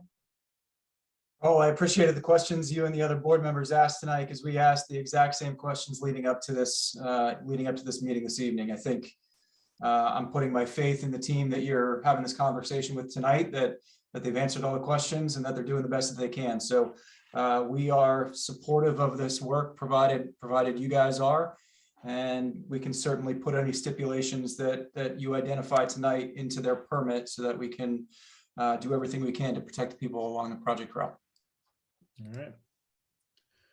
Thanks, Rob. All right, I've heard no such stipulation, so I'm going to go ahead and move approval here. And of course, if we'll need to revisit if, especially in the early days, we get any comments from abutters and folks that might be disturbed by this. We'll I guess revisit it then. So unless there's anything else from the board, I'm going to go ahead and move approval for this noise bylaw waiver request from Eversource for the following days and locations: March 29th through 31st at 76 LaGrange Street, April 7th through 15th at 215 Middlesex Road, April 15th through 21st at 76 Washington Street, April 22nd through 28th at 58 Dunster Road, April 28th through May 5th at 407 Washington Street, May 5th through 12th at 811 Hammond Street, May 12th through 19th at 679 Washington Street. All those in favor? Let's hear it. Bernard. Aye. John. Aye. Miriam. Aye. 4 for 4. It's an aye for me too. Good luck. Thank you very much. Thank you. Thank you for your Appreciate time. your time. Thank you. So we've got some department heads that have been patiently waiting for their presentations. So we're going to move back one item. And I believe first up is Veteran Services with Bill McGrody.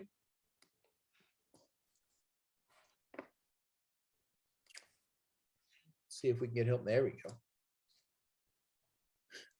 Bill, you've been promoted.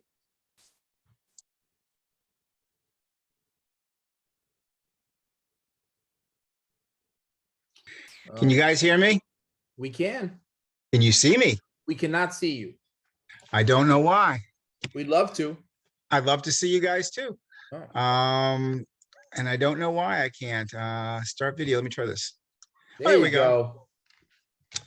Now we're doing a little bit better. Nice to see you guys. We had massive computer problems at the town meeting. So this is a good thing that we're able to get this for the Board of Selectmen. Absolutely. I want to thank you all for all your support this year. It's been a challenging year and we're ready to roll. We're basically asking for level funding this year. My goal this year is to get us back to where we were in face-to-face services prior to the COVID shutdown. And we're moving in that direction. And yesterday, as part of the human services survey they were doing, we had a number of really amazing young men and women from BU come in and do surveys with my veterans. And we had approximately 24 veterans come in, and it was really nice to see faces again. It really was. I think it went really well. And my veterans had good input from it. I think Professor Merrigan said his students got a lot out of it too. Our first veteran I brought in was Warren Goodman, who was pushing 101 years old and was in the Army Air Corps during World War II. And that was my ringer because he charmed everybody. Well, Bill, it's always good to see you, and appreciate you and all you do for veterans of Brookline. I think maybe every time since I've been on the board, you've always come before us and essentially, asked for level funding. I think I've told you a couple times, don't be afraid to ask for more if you need it. And you've been, you've been honest about sort of, being able to use what you have to meet the needs of veterans in Brookline. I know that Heather had sent some questions to department heads, and including, if you had, all the money in the world, what might you do? I don't know if you have response to that question or others that she asked, or anything else you want to tell us about the work you do and funding needs. Well, I mean, honestly, the funding that we have is commensurate with what we need right now. We were also very lucky. One of the wives of one of the veterans that we helped when she passed, and she was a really lovely lady named Aunt Nancy Hunter. She left my department some money, and we've actually still have most of that. Maybe this summer I'm going to look at purchasing a very small handicap van that will allow wheelchairs so that we could give some people that need that help a ride. I've done it in the past, but I've done it with my pickup truck, and it's, I don't have a problem putting the wheelchairs in the back, but some people need more help getting up to that into the truck than I can do now. So I think a lift van might be a good thing. So I'm going to look into that in a couple months, and maybe doing some helping people get to the VA hospital when they have appointments. We're actually doing well level funding, I think, and it's not sometimes the money, but how you take care of the people, and that's really what we look at. Also, I'm in a unique situation. The state funding that we normally spend on people is really based on economic need.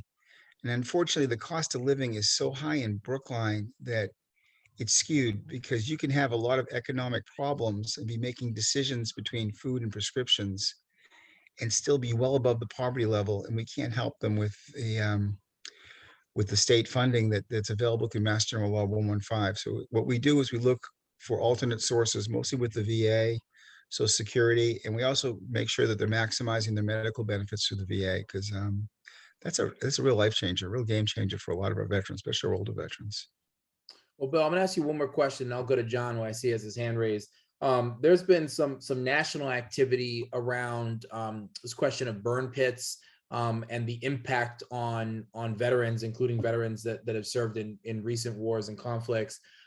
Is there, I guess, if you could update us on what, as much as what's happening at the federal level there, and really my big question is there something that we in Brookline, in particular as a select board, could be doing to advocate for veterans to make sure that they get the coverage they need for the injuries that they suffered during service? I'm not an expert on burn pits. There's three basic toxic events.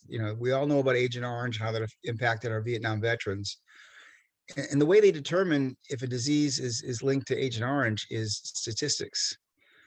So it pays to be the last person to get it, not the first, because the first person doesn't get recognized for the disability, because they have to build a certain number. They're doing the same thing with the burn pits, and it's a little less quantifiable, because there are different substances in the burn pits depending on what they were doing. But it's kind of like our firefighters before they got the better respiratory equipment when they went into fires.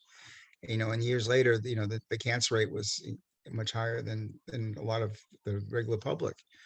The other thing, I haven't really had a lot of burn pit issues. I've had a number of Camp Lejeune issues. Camp Lejeune is a Marine base, and for about 20 years, their water was contaminated with dioxins and causing the same kind of issues that Agent Orange caused. The caveat was, not only did it affect the Marines, but in Vietnam, there were just servicemen in uniform there, men and women.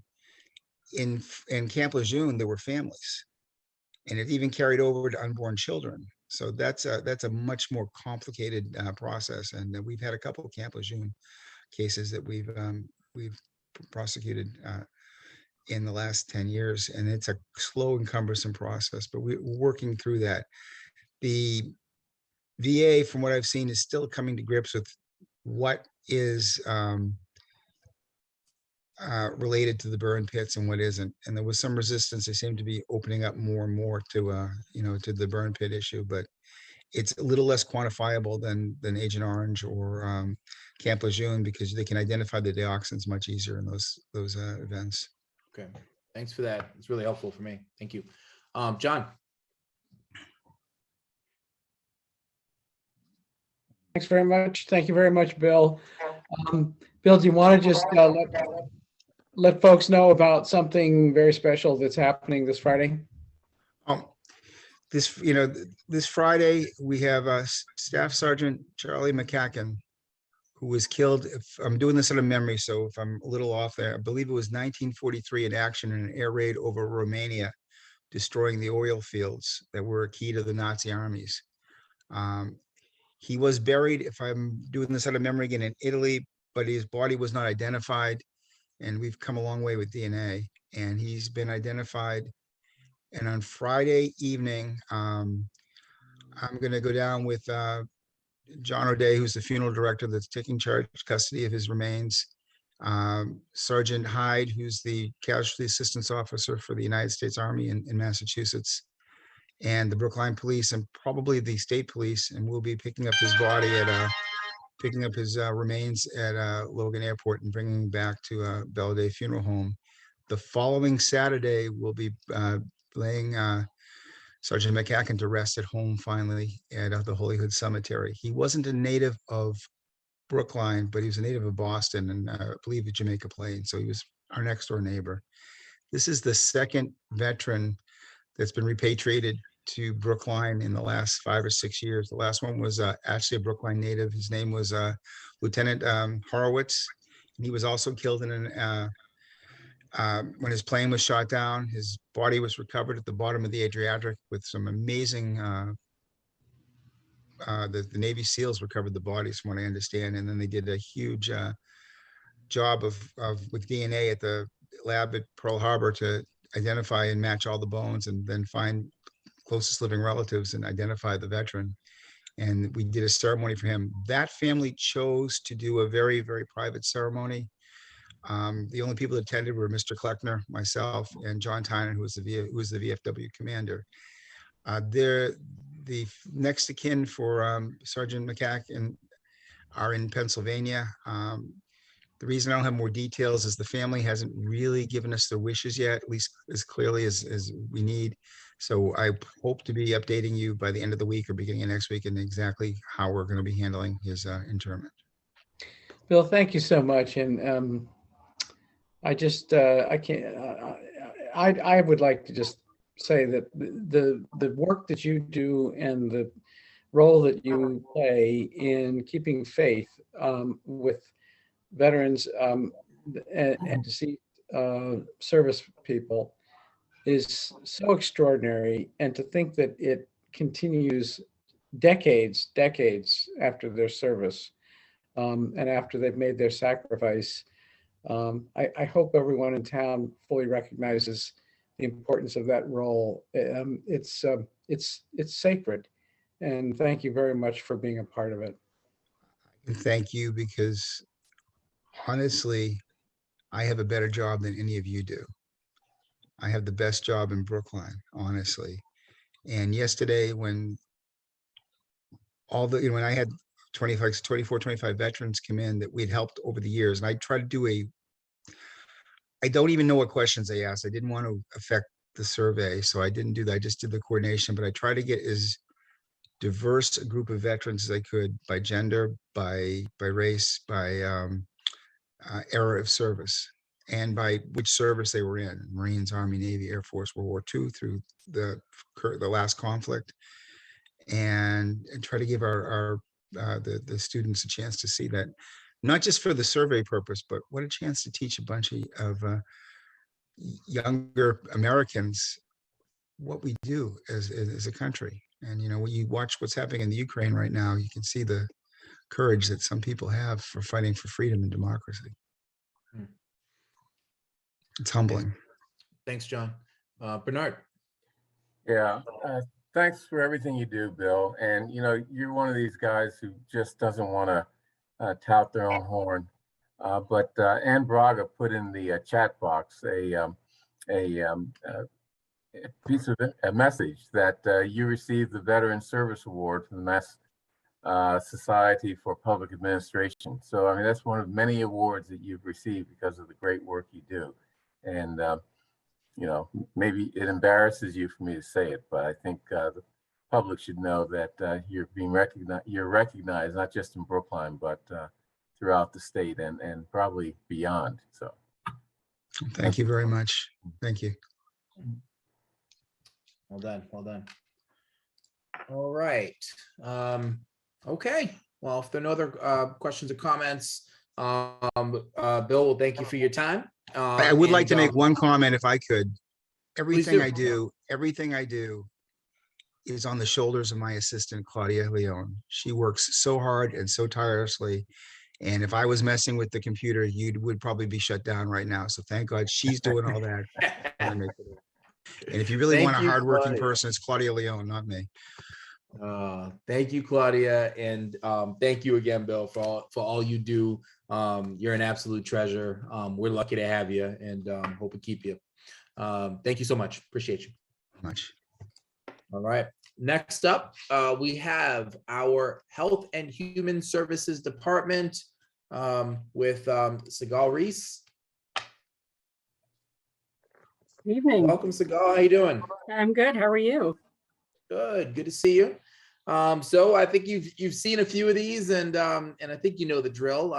You know, let us know a little bit about your budget. We'll see if we have questions from board members. We'll have a little discussion, and hopefully it'll all work out fine. Okay. I did present some slides if you want to see them. Let's do it. Okay. If you don't like her presentation, it's my fault. Just joking. All right. Thanks for having me. I'm a much more visual person, so especially talking about numbers, it's a lot easier for me to see. So overall, the budget's at a little over 5% increase. Sorry to interrupt you so early in this. If you can actually just go into presentation mode, if you know how to do that, thanks. It'll help us see the numbers a little better. Thank you. All right, sorry about that. I don't want to lose my cameras on all of you too, but I can see both, so this is great. Still getting used to Zoom. So overall, it's about a 5% increase. Then the decrease in the budget is in there because of the HCA offsets. But if you add those back in, it's an overall 5% increase. Most of that, honestly, is the contractual obligations with step increases in salaries. There is an increase in the professional and technical services, and that's attached to Article 9, which is the Marijuana Impact Study, where there is HCA funding for that one-time impact study out of town meeting. And then the other increases are really in education, training, and conferences. We've had, and we can actually get into it in the next slide a little more, but half our staff has turned over in the last year. So half of the department is new, so really need to invest in that training and education, bringing everybody up to speed. So I did prepare with the 3 questions, sort of what would I do with an unlimited budget? I think we've heard a little bit about that tonight. There's in a public health department, you don't need many things. It's all people that do the work. And it's been, I can't believe it's been a month already, 4 weeks. I've learned a lot about each of the divisions. For example, with environmental health, obviously a large variety of permits and licenses, and being charged with enforcing new bylaws. I've definitely heard about the ongoing issue of rodent control. And I think there's a real intersection there between environmental health and their inspectional role and the interaction with human services. And they have some great connections, and really encourages what I'm seeing in their connections with the Brookline Mental Health Center, and interdepartmental meeting that we have with all the departments to really talk about the cases that they interact with. You know, we have 1 public health nurse. We were recently awarded a grant to fund 2 case investigators and EPIs. It is grant funded. It's a great way to add programming and to add staff to the department. Always want to encourage and make sure we have sustainability plans with those grants. In community health, we only have a part-time. Lynn's just with us part-time, so definitely some room to expand there. Substance use, again, several part-time positions, and we really need some help in there in the coordinator role. We have, you know, some great staff working in the school department with youth on substance use prevention, but really need some help as far as coordinating the multitude of programs that they do run. And then as far as our mental health services, it's really just a contract with Brookline Mental Health Center. And I think, you know, where Miriam was talking about a little earlier in the meeting was that there's a lot of things going on that really would like to do a strategic approach when we're looking at what exactly we need in the department. I think there's some things that are pending, such as the human services study. And, you know, it really that when we talk about mental health and prevention and response, it's no one organization or program that's going to be able to address the variety of problems. We're going to need a variety of solutions. And then really public health is works in the realm of prevention, and that we're going to want to do as much as preventative services as we can, and also aftercare and follow-up is really the realm where I see human services and mental health response within the health department. The biggest challenges and accomplishments in the 2 years, I would say the pandemic response is both a challenge and an accomplishment. I amazed at the staff, again, within my 4 weeks here, just so impressed with the department and the caliber of staff that we do have here in Brookline. I think communications has been really difficult for really most public health agencies. Having reliable communications in a really constantly changing environment has been a challenge for public health. But, you know, I would say an accomplishment in town is relatively low case count and a high vaccination rate. We still struggle a lot with that data. I know the staff has been working with the state for a long time to really try and get our data for Brookline specific, and because of the zip code issue, that's been a challenge.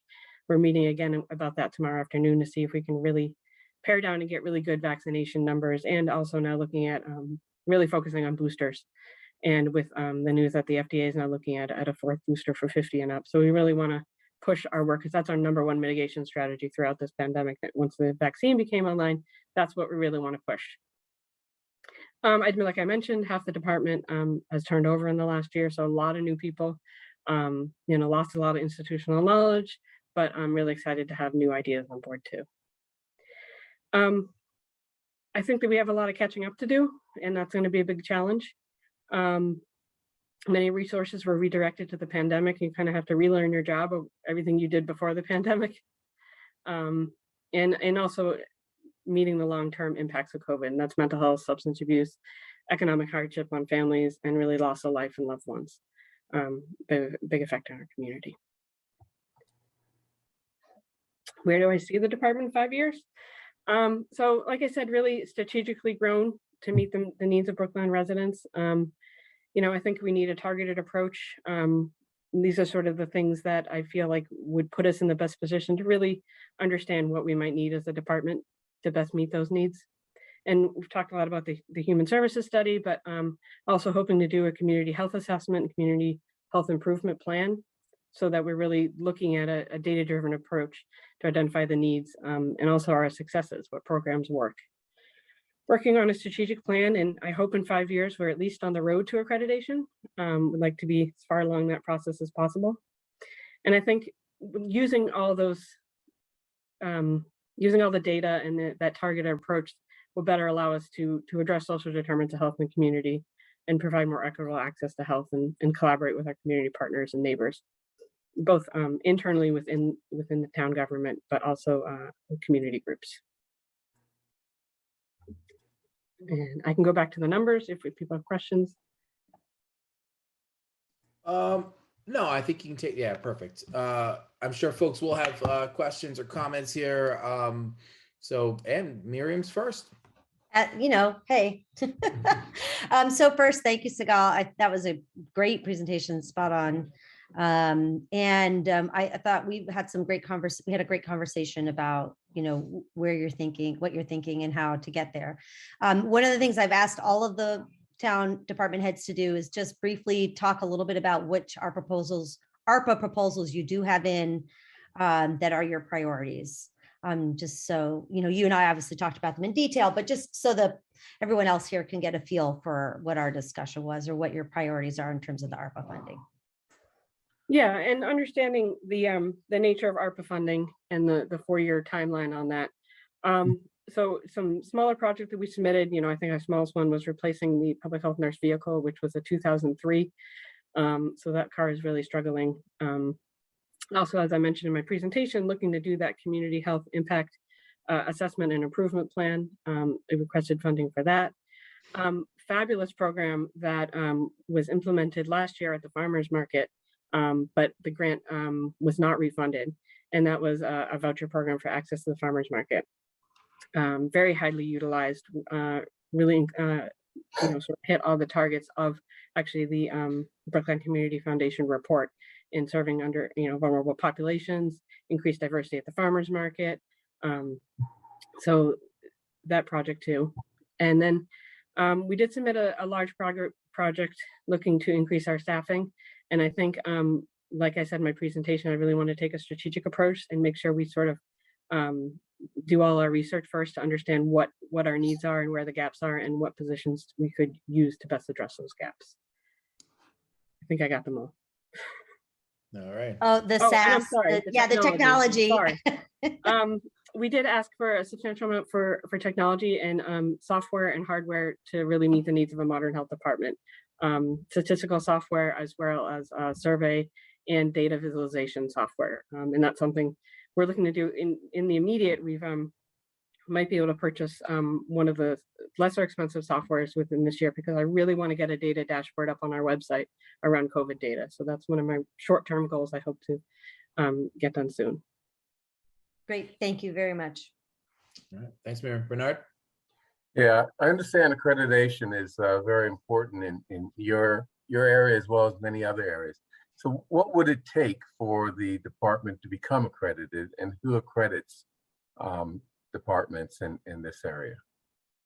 Yeah, it's a national organization, and those some of the things that I outlined are things that we need to do to get towards accreditation, which is that community health assessment and improvement plan and having a strategic plan. To be honest, I'm relatively new to it. My former position in a smaller department in Massachusetts, because of the way we deliver public health services by cities and towns, a lot of smaller communities just can't take on accreditation because we can't meet the standards that larger health departments around the country can be, because they're usually county governments. I think you look across Massachusetts, I think Boston, Worcester, I think Needham is the smallest community working on it. Don't hold me to it, maybe Cambridge, but it's the larger health departments that are able to meet the accreditation standards. So it's definitely one of my goals to look into, understand more, and hopefully get Brookline online to meet those standards. Thank you. All right. Thanks, Bernard. John? Hi, Sigal, and once again, welcome to Brookline. It's, excuse me, it's very reassuring to have you taking action so quickly, upon your appointment to lead the department. I just wonder if you want to comment for folks who are watching and who have been reading some of the headlines from the last 24 to 48 hours about how there does seem to be a little bit of evidence of COVID incidents back on the rise once again. Give us kind of the current view on the ground of where we are with COVID. Yeah, we're definitely watching our numbers. We have seen a little uptick, and I think we're looking at Europe and Asia, which tends to be a precursor for us. I think when we look at this variant, it seems similar. It is a subvariant of Omicron, where we know we have high case counts, but a lower percent hospitalizations, severe disease and death. So I think we want to look at all of it across the board, not just our case counts. And what I really want to focus on is increasing boosters, because that's really what's going to prevent the severe disease, which is our target goal. I think it seems like, unfortunately, COVID is going to be here, and we want to understand how we can lessen the burden of disease as much as possible in the community. And that's what vaccinations are going to be our best tool to do that with. Any special focus on elderly populations with the boosters? Yeah, for sure. And that's been one of our struggles, is breaking down our vaccine data by age group. Because of the zip code issue with Chestnut Hill, we can't really target breakdown by age group. And so we don't have a good assessment of how our boosters are based by age group. And I think that's would help us target it. I know across the state, and we know in general, anecdotally, and we're seeing that there's higher booster rates in older populations, particularly those in long-term care. I believe the state is about 90% with that, which is pretty much as high as you're going to get. but I can't tell you exactly for Brookline. And I think it's been very frustrating for the staff, and they've been back and forth with the state to try and pin down those numbers. We provided a pretty good estimate, but I think when we look at that targeted approach, we definitely want to focus those at higher risk, which are in the older age groups. I hope to. John, we heard the first part of your comment, but you cut out there a little bit. Do you want to say that again? It looks like you're muted, John. Oh. All right, we'll get back to John oh, there you go. I'm done. Okay, thanks, John. So the one thing I'll say, I really appreciate the, as it should be in public health, the data-informed approach to this work. As we think about, and I know there are all kinds of sort of technical terminology in the field. What I think about is just increasing resiliency for vulnerable populations. When things happen, they always hurt some folks more than other folks, right? Some of us have been able largely to ride out the pandemic behind Zoom screens, while other people were still forced, even during the worst of it, to actually show up in person to their jobs. And that impacts people in different ways. It impacts underpaid communities in different ways, and immigrant communities in different ways. So, just thinking about how, I'd love for us to talk more moving forward as a community about increasing resiliency for those populations, in partnership with some of the really great organizations that we have in town, the Community Foundation, the Brookline Center, the Senior Center, the rec department, and the schools even, and really thinking about you all as really central to that. The one thing that I'd like to draw your attention to, I've talked about this before, is the nursing homes in Brookline, which I know oversight rests at the state level, but those are still Brookline residents. And a strong majority of the people that we lost in Brookline during the COVID pandemic were in these nursing homes and congregate care facilities.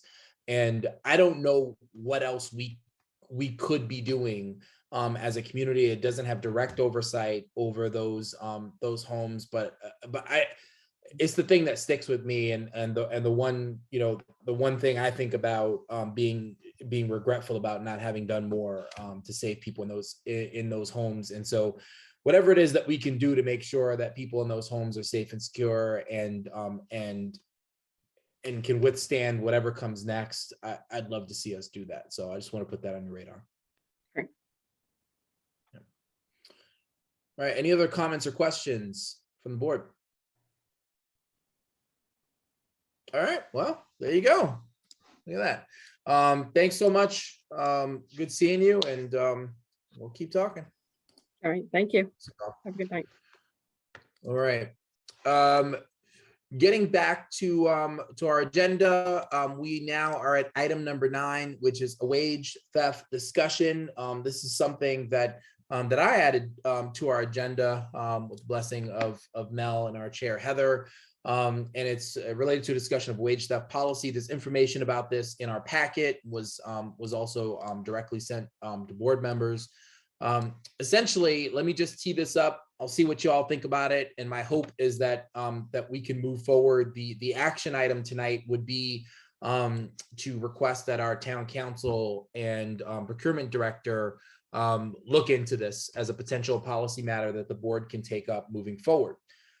So let me just briefly say about wage theft. What is wage theft? Well, it can take many forms, like failure to pay the minimum wage, overtime violations, illegal deductions, confiscating tips, and misclassifying employees, among others. It also occurs across sectors. Hospitality is a big one. Construction is another big one. That's an area where we do a lot of contracting, in particular in Brookline.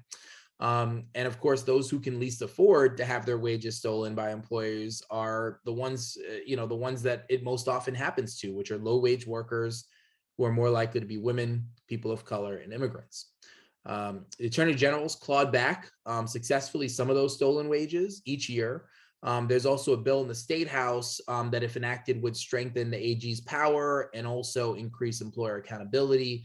But there is something that we can do at the local level, and that some other local municipalities have started to move on, And it would be to institute a policy relative to contracting that would mandate bidder reporting, and our consideration of any criminal or civil judgment, administrative citation, final administrative determination order, or debarment against the bidder or any of its subcontractors during the procurement process. So essentially, if there's any bidder that has been adjudicated as having engaged in wage theft, they would need to report it to us during the procurement process, and we would consider it during the procurement process. The goal here is to create a mechanism by which we would direct municipal dollars away from contractors that are stealing employees' wages and toward contractors that are abiding by state and federal law. Because just because of all that stuff's happening at the state level and folks being forced to pay money back, there's no requirement that we as a municipality actually even consider any of that in our own procurement. And I think there should be. Somerville and Framingham both passed a policy on this last year. Boston introduced an ordinance this year. So that's the long and short of it. Again, what we would be doing is asking Town Council, Joe Callanan, and Procurement Director Dave Janikakis to review the issue, model policies, and then present an updated policy for review and possible approval by the board. It's likely that this process is going to extend beyond my term on the board. So the three of you plus Heather and I guess Mike, if he votes for himself, will be making decisions on this, I think, in the future.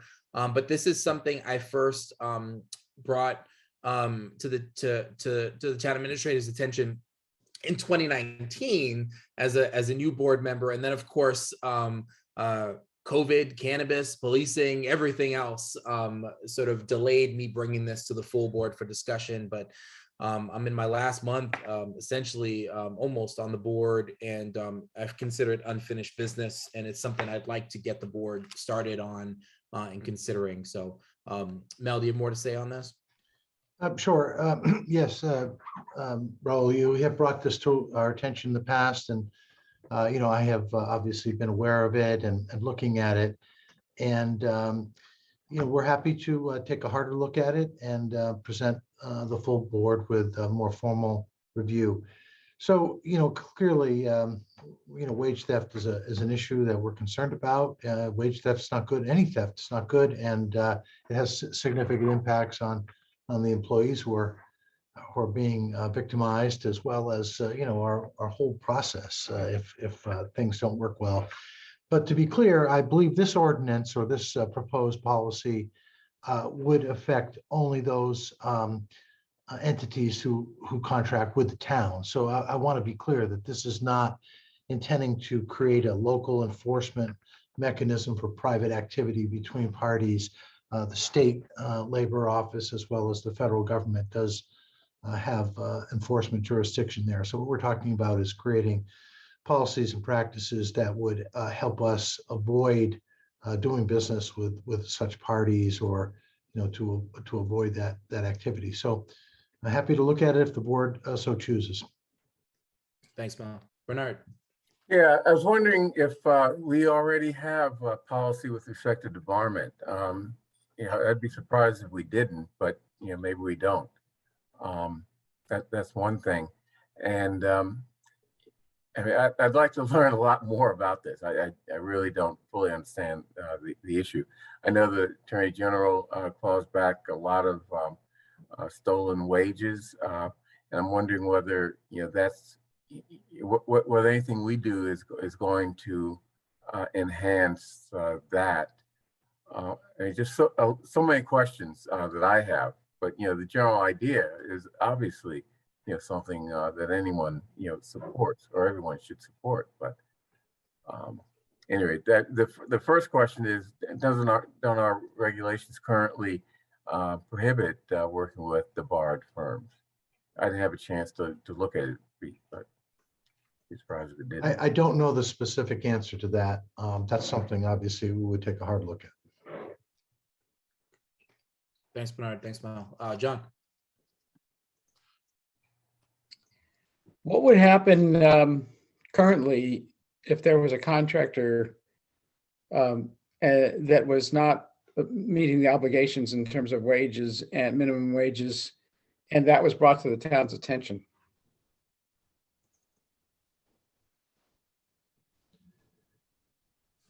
Yeah, I guess I can't speculate exactly, but obviously we'd want to take action.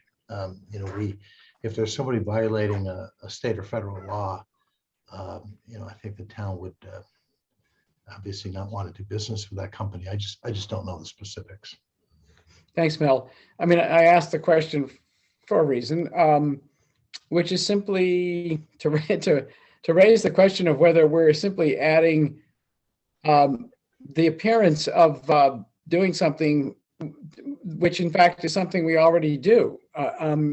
I can't imagine us saying, well, we'll just ignore the information that has been brought to our attention about a contractor or subcontractor who is violating wage laws.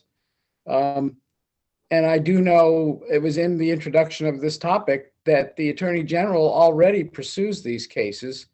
And I'm just a little in the dark as to what's going to change if we do the work of looking at this via, departmental committee that then reports back to the board. I can well imagine them coming back and saying, yes, we already take action when these are reported to us, and we should continue to take action when these are reported to us. Unfortunately, we don't have Dave Giannakakis with us, who might be able to answer this a little bit more fully. But one of the things I'll say is right now the companies themselves are not required to inform us of that status, and I'm not quite sure who the person would be that would let us know who that person would be that would even know that we were in the contracting process with someone and inform us of that. I'm not sure who that would be. So this provision would make it so that they would have to let us know. The responsibility would be theirs. The other thing, with big corporations that do this work is that they're, many are happy to pay the fines and keep moving. And what this would do is provide a mechanism for us to say, well, you can do that, but here in Brookline, we want to contract and spend our dollars with folks that aren't engaging in wage theft, and there are plenty of other contractors that are abiding by state laws and aren't being adjudicated in this way, and would give us that mechanism to make sure that we're aware of who is and who is not engaging in wage theft, and then to incorporate that into our decision making when we do procurement. Miriam? Yeah, so I'm just wondering, and maybe Mel knows the answer to this, but do we currently do any Davis-Bacon compliance? And would this be something that, could kind of wrap into that or be, I don't know. It seems like that if there's a mechanism for Davis-Bacon compliance, this might be a nice fit as well. Yeah, obviously we do Davis-Bacon, which is like prevailing wage law compliance. These are for our big projects, school projects and other large construction projects, large public works construction and so on. I just don't know enough about it, frankly. And if the board thinks it's worthwhile, we would do all that work and provide you the information necessary for which to make a decision. So can I just follow up with that? Sure. I mean, to me, this just seems like win-win, because really what we're asking for now is just more information to really think about, to really understand this issue and think about a policy and what that would look like if we adopted one. So it's not like we're voting on a policy, right? We're voting on learning more and understanding more and doing more for the people who hold us responsible to do that. So I would like to learn more. This is a topic that I know about, but I don't know enough about. So for me, I'm very interested in expanding my learning, especially since I just recently learned about Davis-Bacon. And didn't I sound smart? Sounded smart to me. Thanks, Miriam. Bernard. Yeah, in a previous life, I represented a lot of small businesses, and many times they run afoul of certain rules because, the complexity of the rules, including wage issues, are just, they overwhelm their capabilities.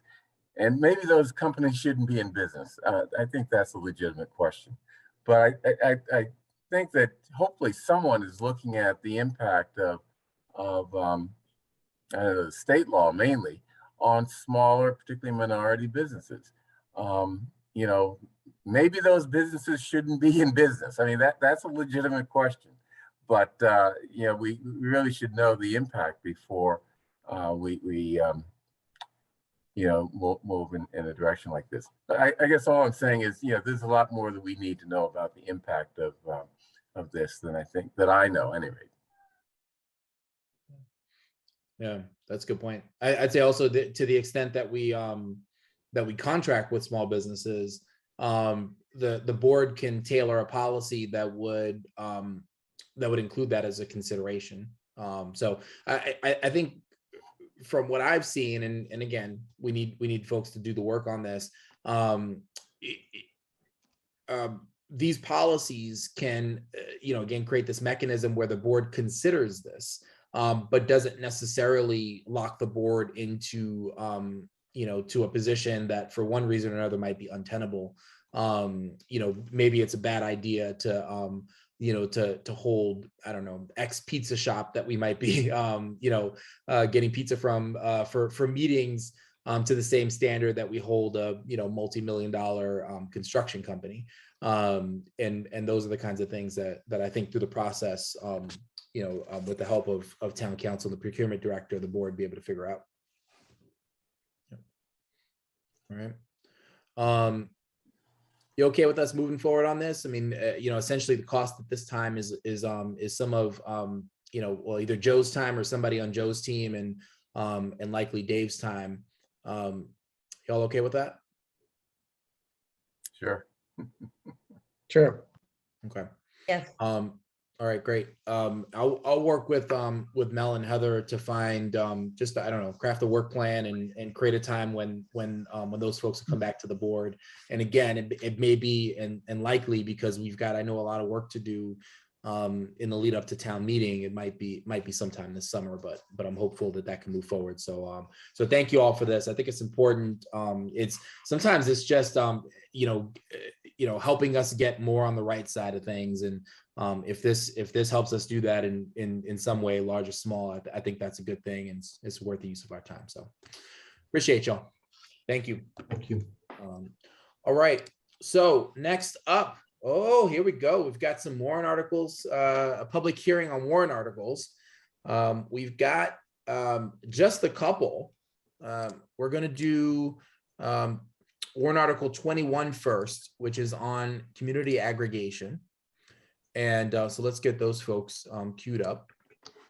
And I think Jesse's with us as well. Let's get Jesse Gray in on this too, because I think I try every year to see if we can move something that is in our warrant article lineup to action, especially things that are very important and we should be urgently working on to action, perhaps through the select board process or related boards, committees, and commissions. And I think we have such a thing tonight. And so who'd like to get us started? David, do you want to start, kick things off, and then we'll get Tom and Jesse involved in this conversation too? Sounds like a good plan. So thank you very much to the board for scheduling this. And I'm honored to be able to say a few words about Brookline's community choice aggregation, which in Brookline we have named Brookline Green Electricity, which is town has a website and under the planning department with all the information about that. But because the Brookline Green Electricity program will soon complete 6 years of operation, the town must seek a new 3-year contract. So yes, Raul, we have some things we need to do. The petitioners for this warrant article believe it's time to conduct an evaluation as part of that contracting process. We wondered what has been the cost impact on the typical customer? And what has Brookline Green Electricity accomplished from the standpoint of combating climate change? So we found out that Brookline has been a pace setter. In 2017, Brookline Green Electricity added a default to 25% renewable certificates above the state mandate. And in 2020, this was increased to 30%. This is more than just almost any other community. I think that Newton is the only one that's close to Brookline in this respect. Rather than these 25 and 30% of additional certificates, which are a fungible asset being sold to an investor-owned utility like Eversource, Brookline, through its partnership with the Green Energy Consumers Alliance, has invested these extra certificates in the development of actual New England wind and solar projects, equivalent to the solar PV on 7,000 roofs or 10 to 14 land-based wind turbines. This makes, this is like a win-win for, because we're building more capacity and we're also getting cleaner electricity. This supports local jobs and more than any other Brookline initiative, it combats climate change. This is the biggest single thing Brookline is doing with respect to impact on climate change. While Eversource rates go up and down, Brookline Green Electricity's rates have been quite steady. Over the past 5 years that we analyzed, in 4 of the 10 years, the 6 month periods, the Brookline Green Electricity rate was a little bit higher than Eversource. In 6 of the 10 periods, it was more frequently less. The net result for the Brookline Green Electricity program for the typical default Brookline customer has saved $3.58 per month, a total of $215. I mean, there's some thought, in the beginning that actually Brookline customers would end up paying more, but the way it's managed with the contracts that we've had for the last five years or finished in 6 years, customers are ahead, so that's a win for customers, and the climate's ahead because we're building more capacity. So now about warrant Article 21, why we're doing this now. Warrant Article 21 renews and updates the Brookline Green Electricity Framework. It recommends that Brookline Green Electricity continue to purchase only Massachusetts Class 1 renewable energy certificates. They're the best. That's the good housekeeping seal of approval, the best in the country, the best standard, the best, most valuable certificates. Further, warrant Article 21 urges that the percentage of Brookline Green Electricity renewable energy certificates continue to increase with each new contract, ideally to reach 100% renewable by 2030. So we're not saying how much, we're saying we need to continue our trend, and we'd hope to get to 100% by 2030, although that's ideal, not a mandate. Finally, warrant Article 21 urges continuing to invest the certificates in building additional renewable energy resources. Brookline actually isn't too far from the 100% goal, because effective January 1st, 2022, this last January, according to the amended Department of Public Utilities Clean Energy Standard, Massachusetts is already 51% clean energy. So adding the 30%, we're already at 81%. We have a gap of 19% that we need to address. It seems like we should be able to get there maybe before 2030. So now I want to close with a little bit just about what's been happening specifically with this warrant article as we've begun the process. The petitioner's research and drafting of warrant Article 21 commenced before the Zero Emissions Advisory Board had been appointed. We have diligently shared drafts and sought the counsel of the Sustainability Director to receive feedback and verification that warrant Article 21 was doable and, from his standpoint, consistent with his aims. However, at its first meeting of the Zero Emissions Advisory Board, they pushed back. The petitioners were asked to withdraw the warrant article. Instead, ZIAB voted a Brookline Green Electricity Negotiation Framework resolution, which was unsatisfactory to the petitioners. So we have been working over the last few weeks with the Zero Emissions Advisory Board, and they have recently revised their negotiation framework resolution, and it now adopts the language of only Massachusetts Class 1 renewable certificates invested in construction of renewable energy supplier projects with an aim of being default by 100% green and including a petitioner as a liaison. Therefore, the petitioners have agreed not to offer warrant article 21. We'll offer no motion, and we're happy to see that the Zero Emissions Advisory Board is taking up our cause, and hopefully in the next few weeks, as they negotiate the new contract, what we've been urging that Brookline maintain will continue. Thank you. Great, thanks, David. Let's go to Jesse and then Tom. Jesse, we good to go here? Yes. First of all, thanks to the petitioners for all the hard work. It was really great work, and David's right. You know that there's a lot of things that have changed since they started on this track. So thanks to their flexibility as well, because if we're going to achieve our goals on climate, we're going to have to find new ways of doing things, and that starts with being more efficient. So anything that doesn't need a warrant article that can be decided by this board ought to be decided by this board. If we can save time of staff and other committees and boards and town meeting, that'll be great. We can save a lot of time. We can also get more done faster. And so I really appreciate the flexibility of the petitioners in adapting to this strategy of being more efficient and saving time. And in addition, I would say that there's really no daylight between the petitioners and the Zero Emissions Advisory Board on the goals for the program. And it is a challenging time, though, to be buying energy. And so, we'll do the best that we can. And our framework is that, within a certain range that has been historically what the town has considered acceptable for the difference in price between the default and the basic rate that you can opt down to, we will get as much, the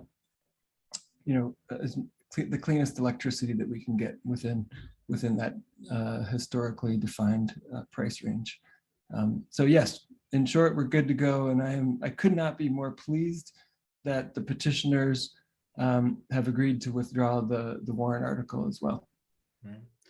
Well, of course, Jesse, the chair of our Zero Emissions Advisory Board, also no stranger to being a petitioner himself. So no surprise, he knows how to find common ground with petitioners. Tom Barrasso, our Sustainability Director, how you feeling about this? Good evening. Thanks for having me. I feel great about this. I think I've done a lot of work over the last several months with CAB, now with ZIAB. And I think we're all on the same page with where the program needs to be, where it needs to go. And it's been very successful. And I think we need to be able to continue that.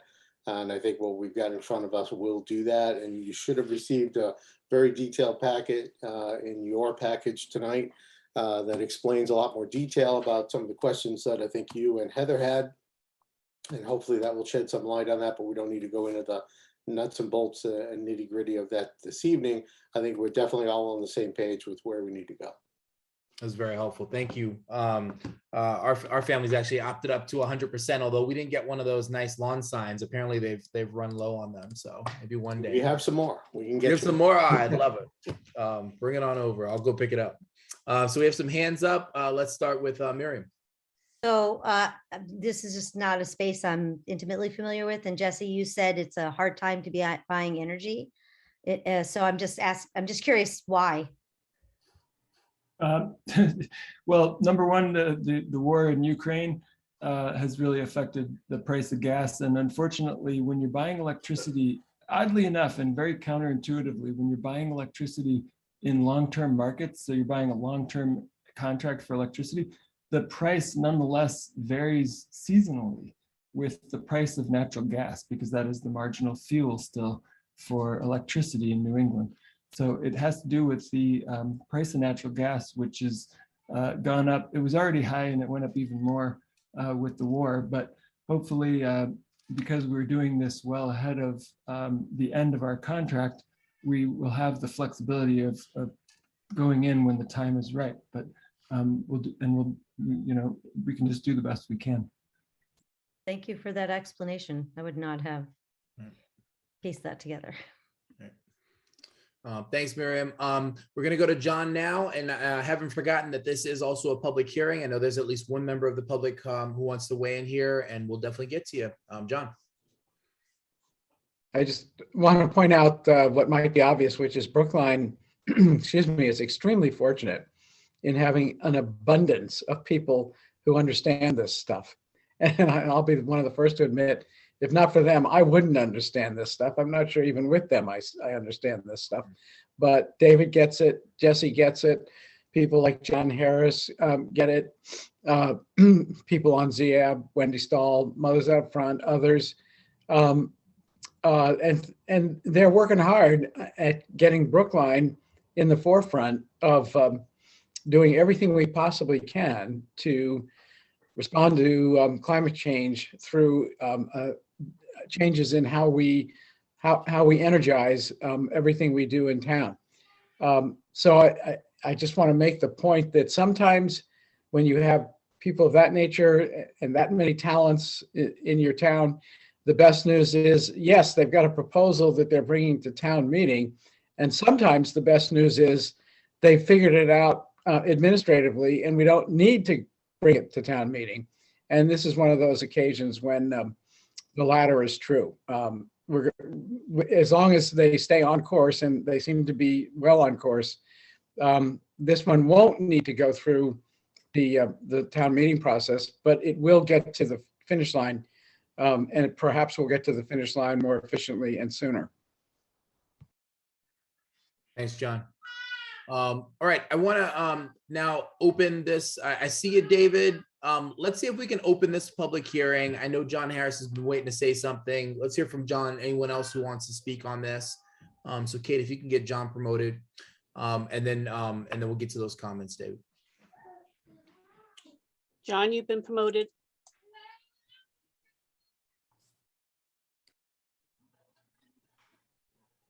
Yes, hi, thank you. My name is John Harris. I'm a town meeting member and co-chair of Climate Action Brookline, although speaking privately. And I'm speaking in support of the town's sustainability division, which is still pretty new as it settles down and gets its legs under it. Brookline has many official advisory committees: pedestrian advisory, shared mobility, bike advisory, etc., each of which understands their proper role is to make recommendations as to how the town can improve and innovate in their area. That is, Brookline's advisory committees understand their role is to advise. Implementation of town policies, including negotiating contracts, should be up to the executive branch, and in particular, up to the relevant town departments to make new use of the training, abilities, and developing institutional memory of that department's staff. And we all have confidence that Brookline's town staff is especially experienced, skilled, and dedicated. Climate Action Brookline and its offspring, the now defunct Select Board Climate Action Committee, worked for years to create and fund the position of Sustainability Director. After a rocky start and then a long and careful hiring process, we have a firmly ensconced Sustainability Director. The Sustainability Director should be the lead negotiator for climate-focused contracts, working with his immediate supervisor, the Planning Director, and only then up the chain of command. And then, following signing, the Sustainability Director should be in charge of monitoring the progress of the contract. This is not the first and not the second. It is the third BGE contract that is being negotiated as we speak.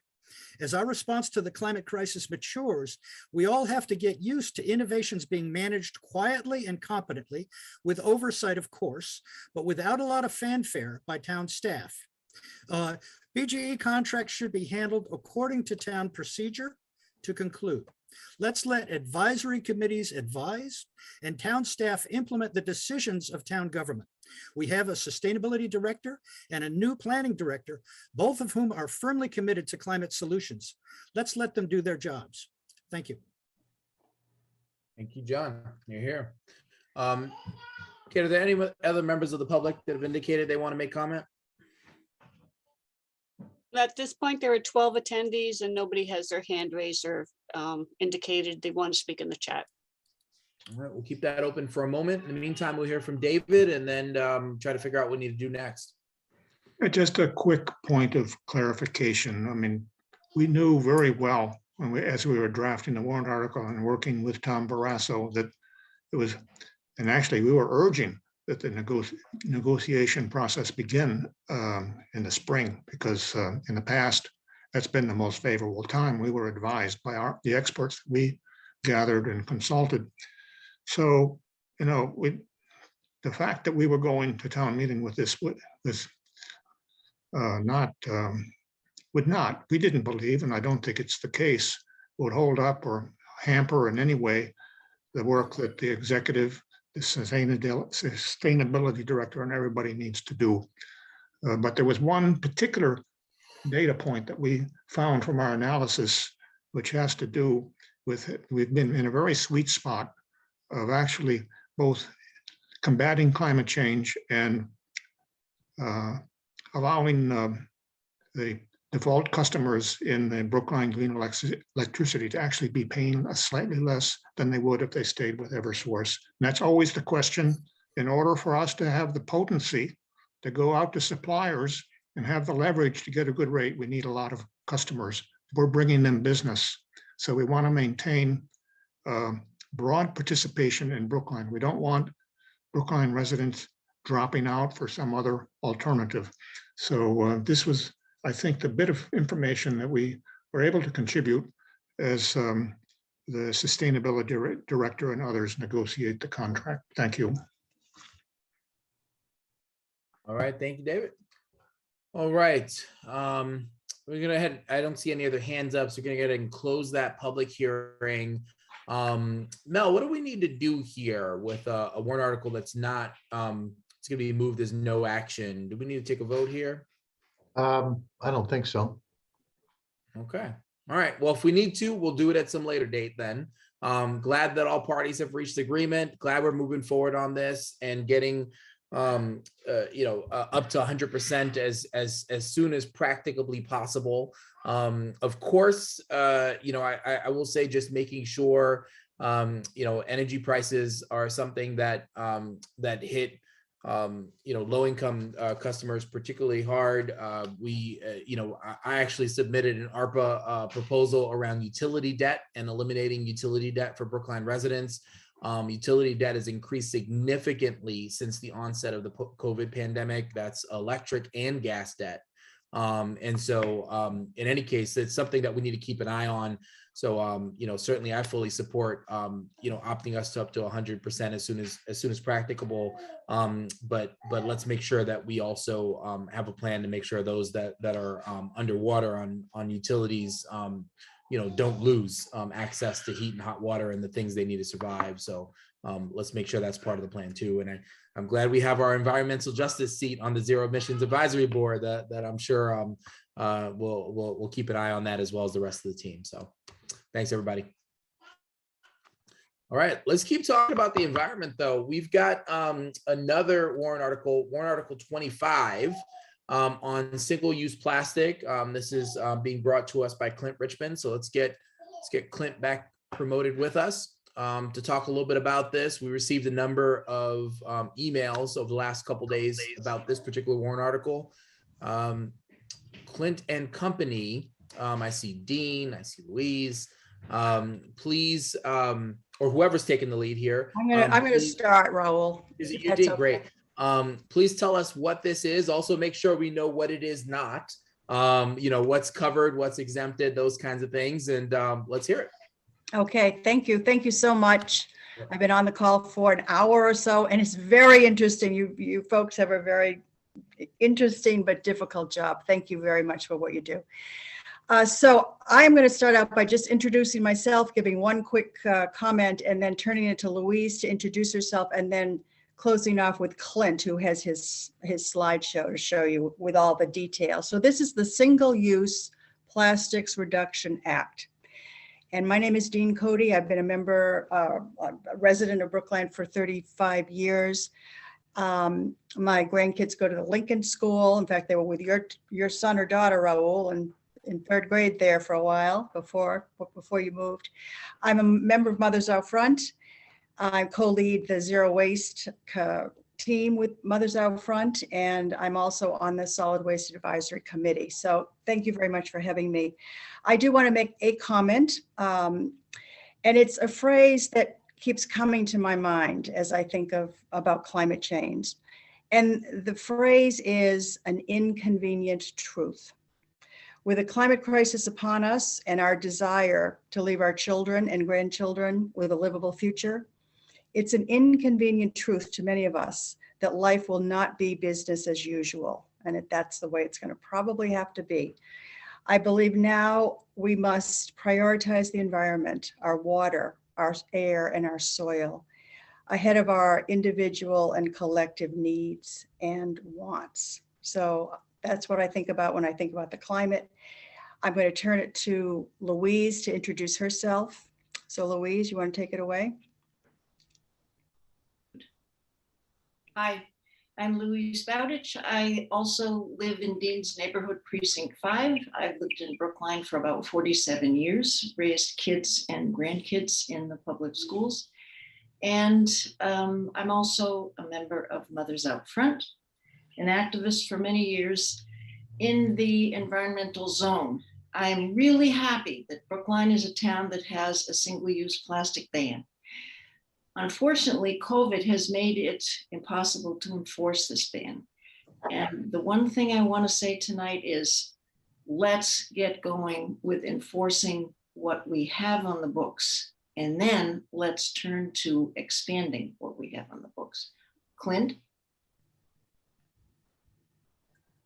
Thank you, Dean. Thank you, Louise. Thank you, Mr. Chair. I'm going to do a quick PowerPoint here.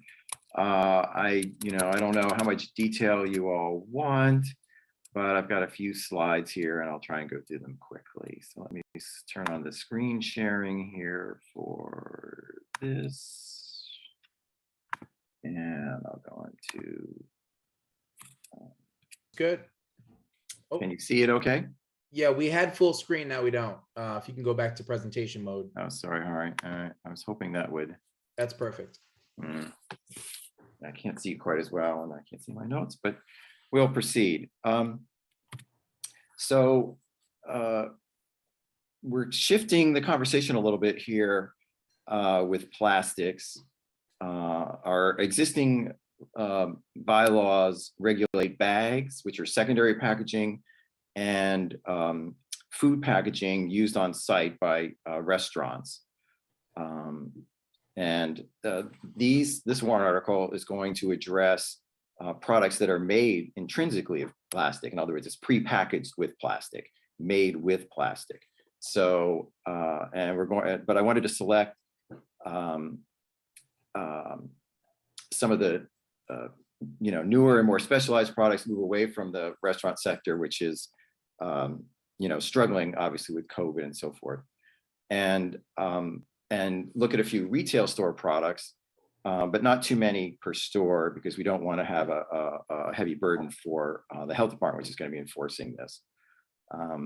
Like a lot of things, these have ready substitutes, and in many cases, these have been, in almost all cases, they've already been regulated in other jurisdictions. And I do want to mention the proposed state omnibus plastic bill, which includes the two largest items within this warrant article that's supported by Representatives Vitolo and Balzer, who will be our new rep, I think, in the fall, and Eligardo. So here's what we're looking at. This is a list of 6 products But note also in this warrant article that there's the option for the select board to add to this. So we don't have to keep coming back because obviously there's thousands of plastic products. Other people might say, oh, I think we should be looking at this, or we should be looking at that. So this will give us an opportunity to expand this list in the future or adjust it as needed. So the first is plastic ear swabs, where the stem is made with plastic. Floss picks, which is something that didn't even exist until a few years ago, but are now suddenly all over the place. I also wanted to focus on things that were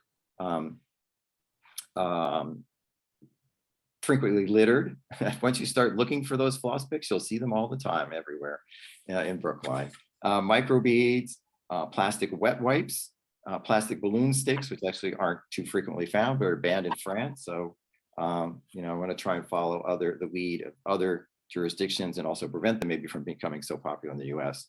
And then nip bottles, which is, you know, will affect hotels and liquor stores, whereas the others affect primarily hardware stores, convenience stores, and grocery stores. So, and for those who are interested, these are the plastics that are found in these products. I'll let you read that at your leisure. There's a lot of polypropylene and PET, number one. For those who think chemistry is sexy, here's a couple of the worst offenders in the plastic world. The little hexagonal thing, for those of you who haven't had chemistry, is benzene. And here's some photos of plastic ear swabs in Boston and Brookline, and then one ocean shot, which is quite poignant. One of those is at a tea stop, but these are like Brookline sidewalks, tree beds. Here's a colorful display of floss sticks. No two are alike, and you can see some of them have been broken, and you know, they're easier to spot when they're larger, but all plastics break down into microplastics. Microplastics are being found in our water, nanoparticles, even smaller, in you know, drinking water. Now it's found in our blood. It was in The Guardian this week about that. It's coming down in rain. It's found in bottled water. I mean, it's really hard to get rid of this stuff. So, you know, but there's a health issue with that. Here are nip bottles. I'm sure everyone's seen these. In the lower left, I'll point out, you know, you see the plastic lid was crushed and the pieces are already starting to scatter. Here's some wet wipes.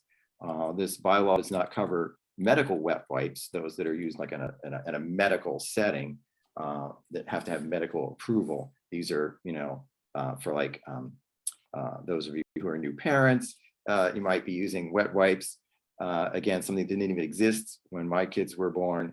And also that you might see maybe in a, you might have in a bathroom or something like that to, you know, sanitize. All these have ready alternatives. And most of them are available in stores today. I mean, not every, you know, Q-tip is plastic. Not every nip bottle is plastic. Some are glass, and so forth.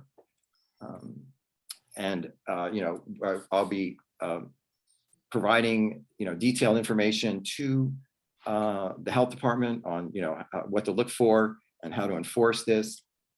You know, for the ones that are a little trickier, like microbeads, but you know, the others are pretty easy to enforce, I think, in terms of identifying them. And then here are some of the existing bylaws and national laws that are already done. But for floss sticks, we'll be an international leader. So if we keep that category in there, whereas these others you can see are elsewhere. But well, actually, wet wipes, I don't know if they've been banned anywhere, but it is in this bill that I mentioned, this House, and there's a Senate version for that as well. So we're trying to, for a lot of these, we don't want it just to be like, oh my gosh, I can't get wet wipes, I'm going to start going to Newton or going to Amazon or whatever. But if we could do this at the state level, then you know, the reduction in plastic will be much greater. And that's all I got. All right.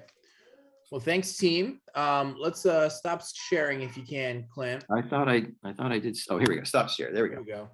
And let's see what questions we have from the board. Reminder that this is also a public hearing. So if members of the public are interested in commenting on this warrant article, please raise your hand or indicate to Kate in the chat or Q&A that you'd like to say something. Let's start with Miriam. Okay, so first, I apologize, my dog is snoring. So you can all hear it. The second is, I have two comments. The first is everybody thinks chemistry is sexy. Come on, because it is. And the second, biochemistry major here, thank you. And the second is it's mind-boggling to me that people just carry around Q-tip swabs and clean their ears in public and drop their swabs on the ground. That is just like, wow. But that's really all I gotta say. I'm in support of this warrant article. My one concern is enforcement, and the burden that places on the Health and Human Services. And if you have had a conversation with that department about what that would look like for them. So that is my actual legitimate question, besides being mind boggled by Q-tips. Yeah, can you all talk a little bit about that? Like what the expectations might be around enforcement? Have you talked to the health department, and can existing staff cover this? Will we need to staff up for this? Well, I don't know if the health department wants to speak for themselves, since they were on the call earlier. I don't know if they were alerted or not. No. So when the bag ban was passed in 2012, Dr. Balsam requested that a half-time person be hired to enforce the plastic bag and polystyrene bans that we passed at that time. And that was done in the following town meeting in the spring of 2013. And that position exists to this day. I don't think I heard I did hear the presentation. And I didn't think I heard it. I wasn't listening as closely, but I don't think she mentioned that aspect of her scope of duties. But of course, we had sent this to them at the beginning, and I know they've been more focused on some of the other warrant articles. As you know, I have 4 of them in this town meeting, and there's other articles, obviously, but along with the budget. But so I think they're sort of focusing on that first, and frankly, I'm a little surprised that the select board is having a hearing in March.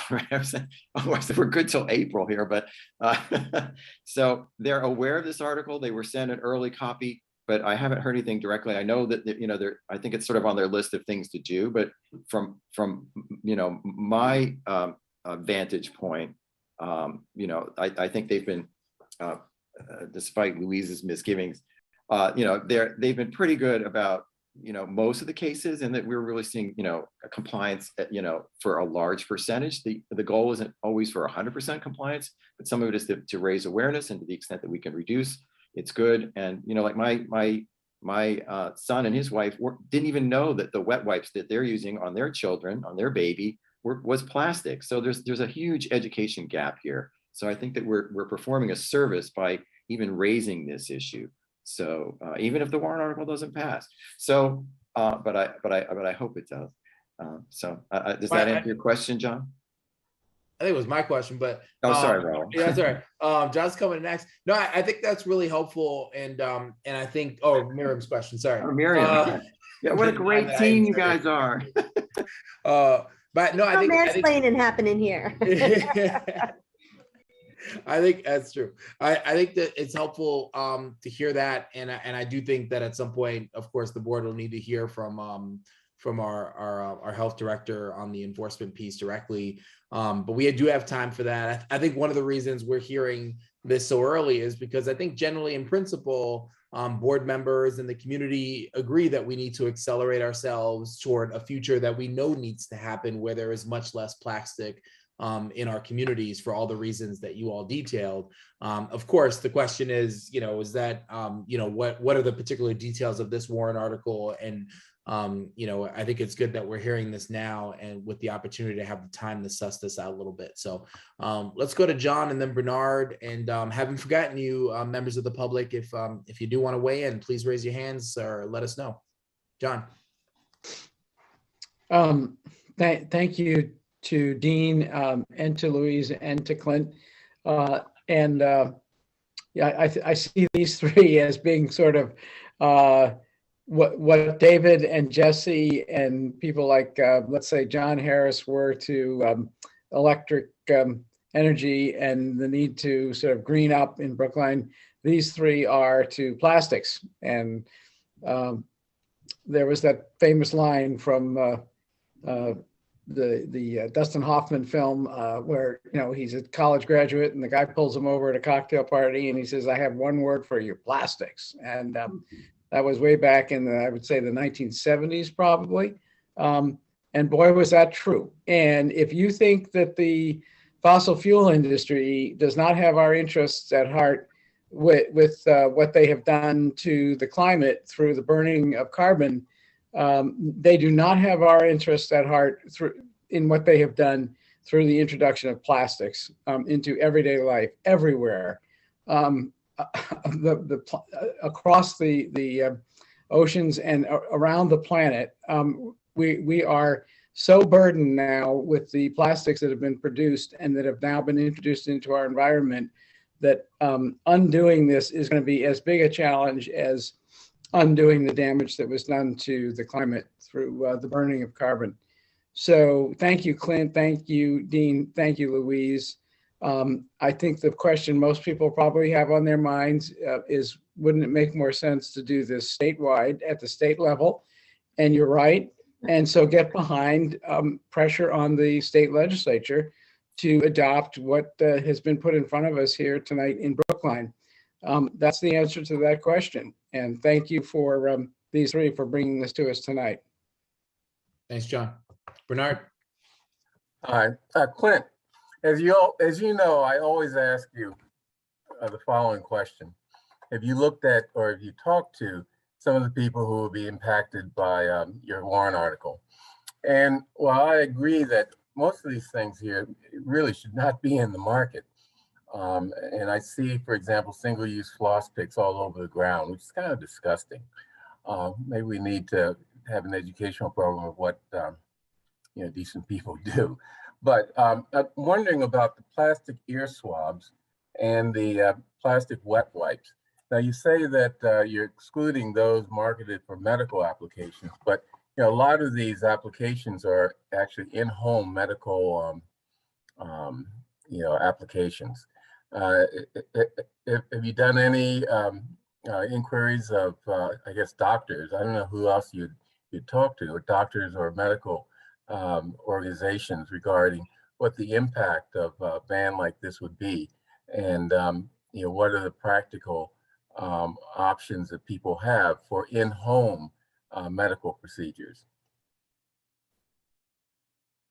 Well, so this is, only banning them at the retail level. So if someone has a medical application, uses something like a Stericycle, I don't know, maybe Miriam, who's a doctor, would know these better, but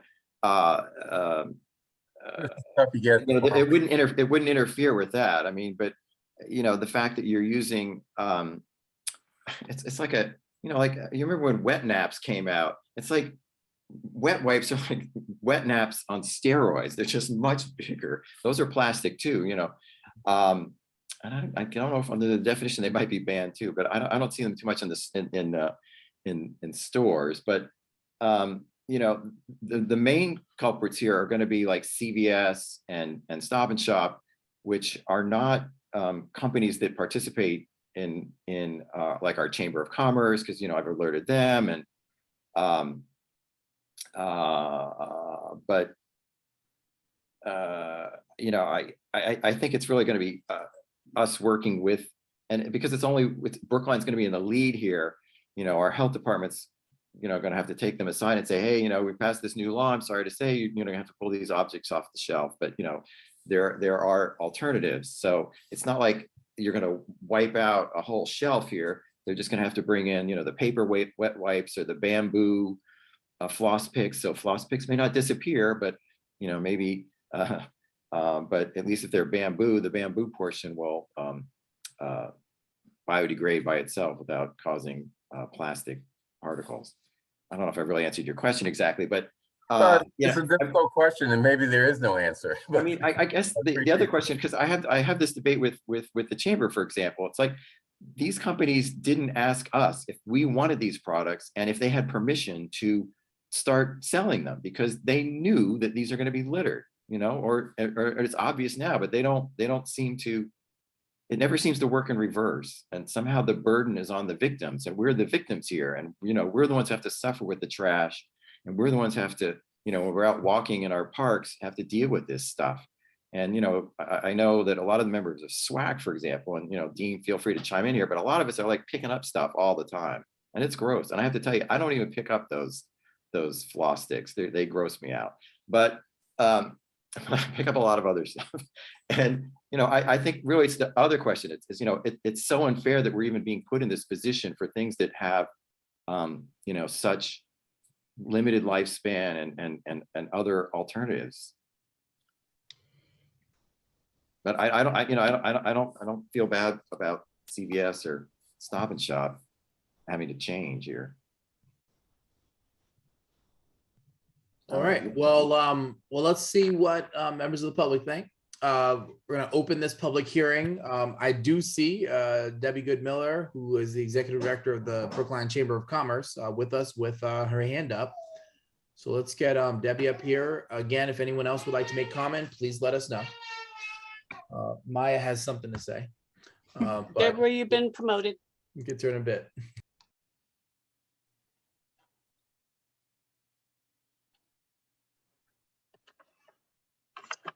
Good morning, or good afternoon, good evening. Thank you, Raul. It's good to see you all. This is a great presentation. Thanks for the presentation. Clint, that was terrific. And I especially like your encouragement of doing these, of getting this passed on the state level. I think that makes a lot of sense. While we all certainly can agree that we want to promote a greener lifestyle, it would really be helpful to understand the financial impact, as Bernard raised earlier, of these measures. And I think it's safe to say that several Brookline businesses are still reeling from the pandemic, supply chain shortages, and hiring challenges. I think it's important to know what the options are for substitutions, availability, the cost, what's the impact if customers choose to stop in nearby towns and not only buy these other products, but their staples with those products. Does Brookline want to tell businesses what they can and can't sell? And is it realistic for our health department in Brookline to police these efforts? Tomorrow, the chamber is going to convene our government committee. We will discuss this warrant article and other warrant articles as well, and we will come to a decision. But these are just issues that we're grappling with now. I think your PowerPoint clip is informative, and I think that will be helpful. And I do think a lot of these questions still remain. Thank you, Debbie. I will say, to your question, does Brookline want to tell businesses what they can and can't sell? The answer has clearly been yes. We've had ban on plastic bags, on tobacco, on numerous other items, and so I think the answer is yes. The real questions here are whether or not these should be included in those other bans, and I think you asked some important questions there. I did see. Question is withdrawn. Okay. Any other members of the public? Kate, ask her to weigh in. Oh, John Dempsey. I'm going to promote John. John, please join us.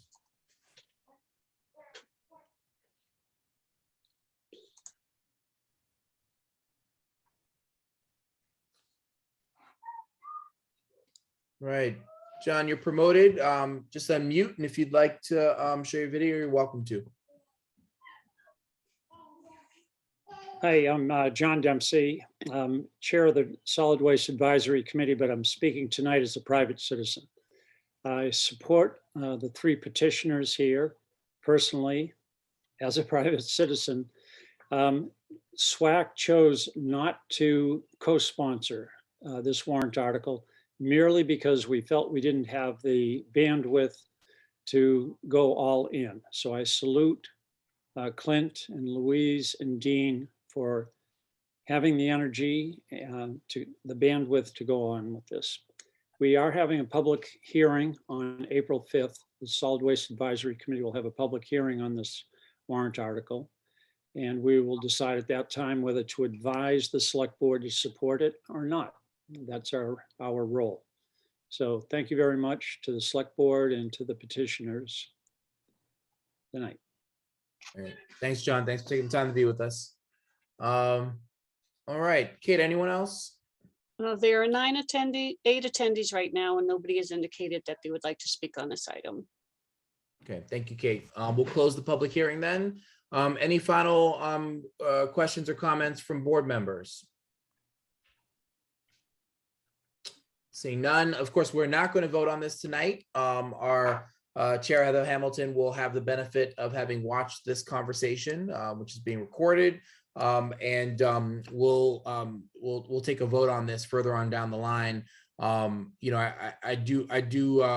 I mean, I fully expect that our health director will want to weigh in, maybe in the form of a memo as it relates to you know, the impact on her department, and we'll look forward to you know, to seeing that and hearing from her before making any determination as far as the board recommendation goes.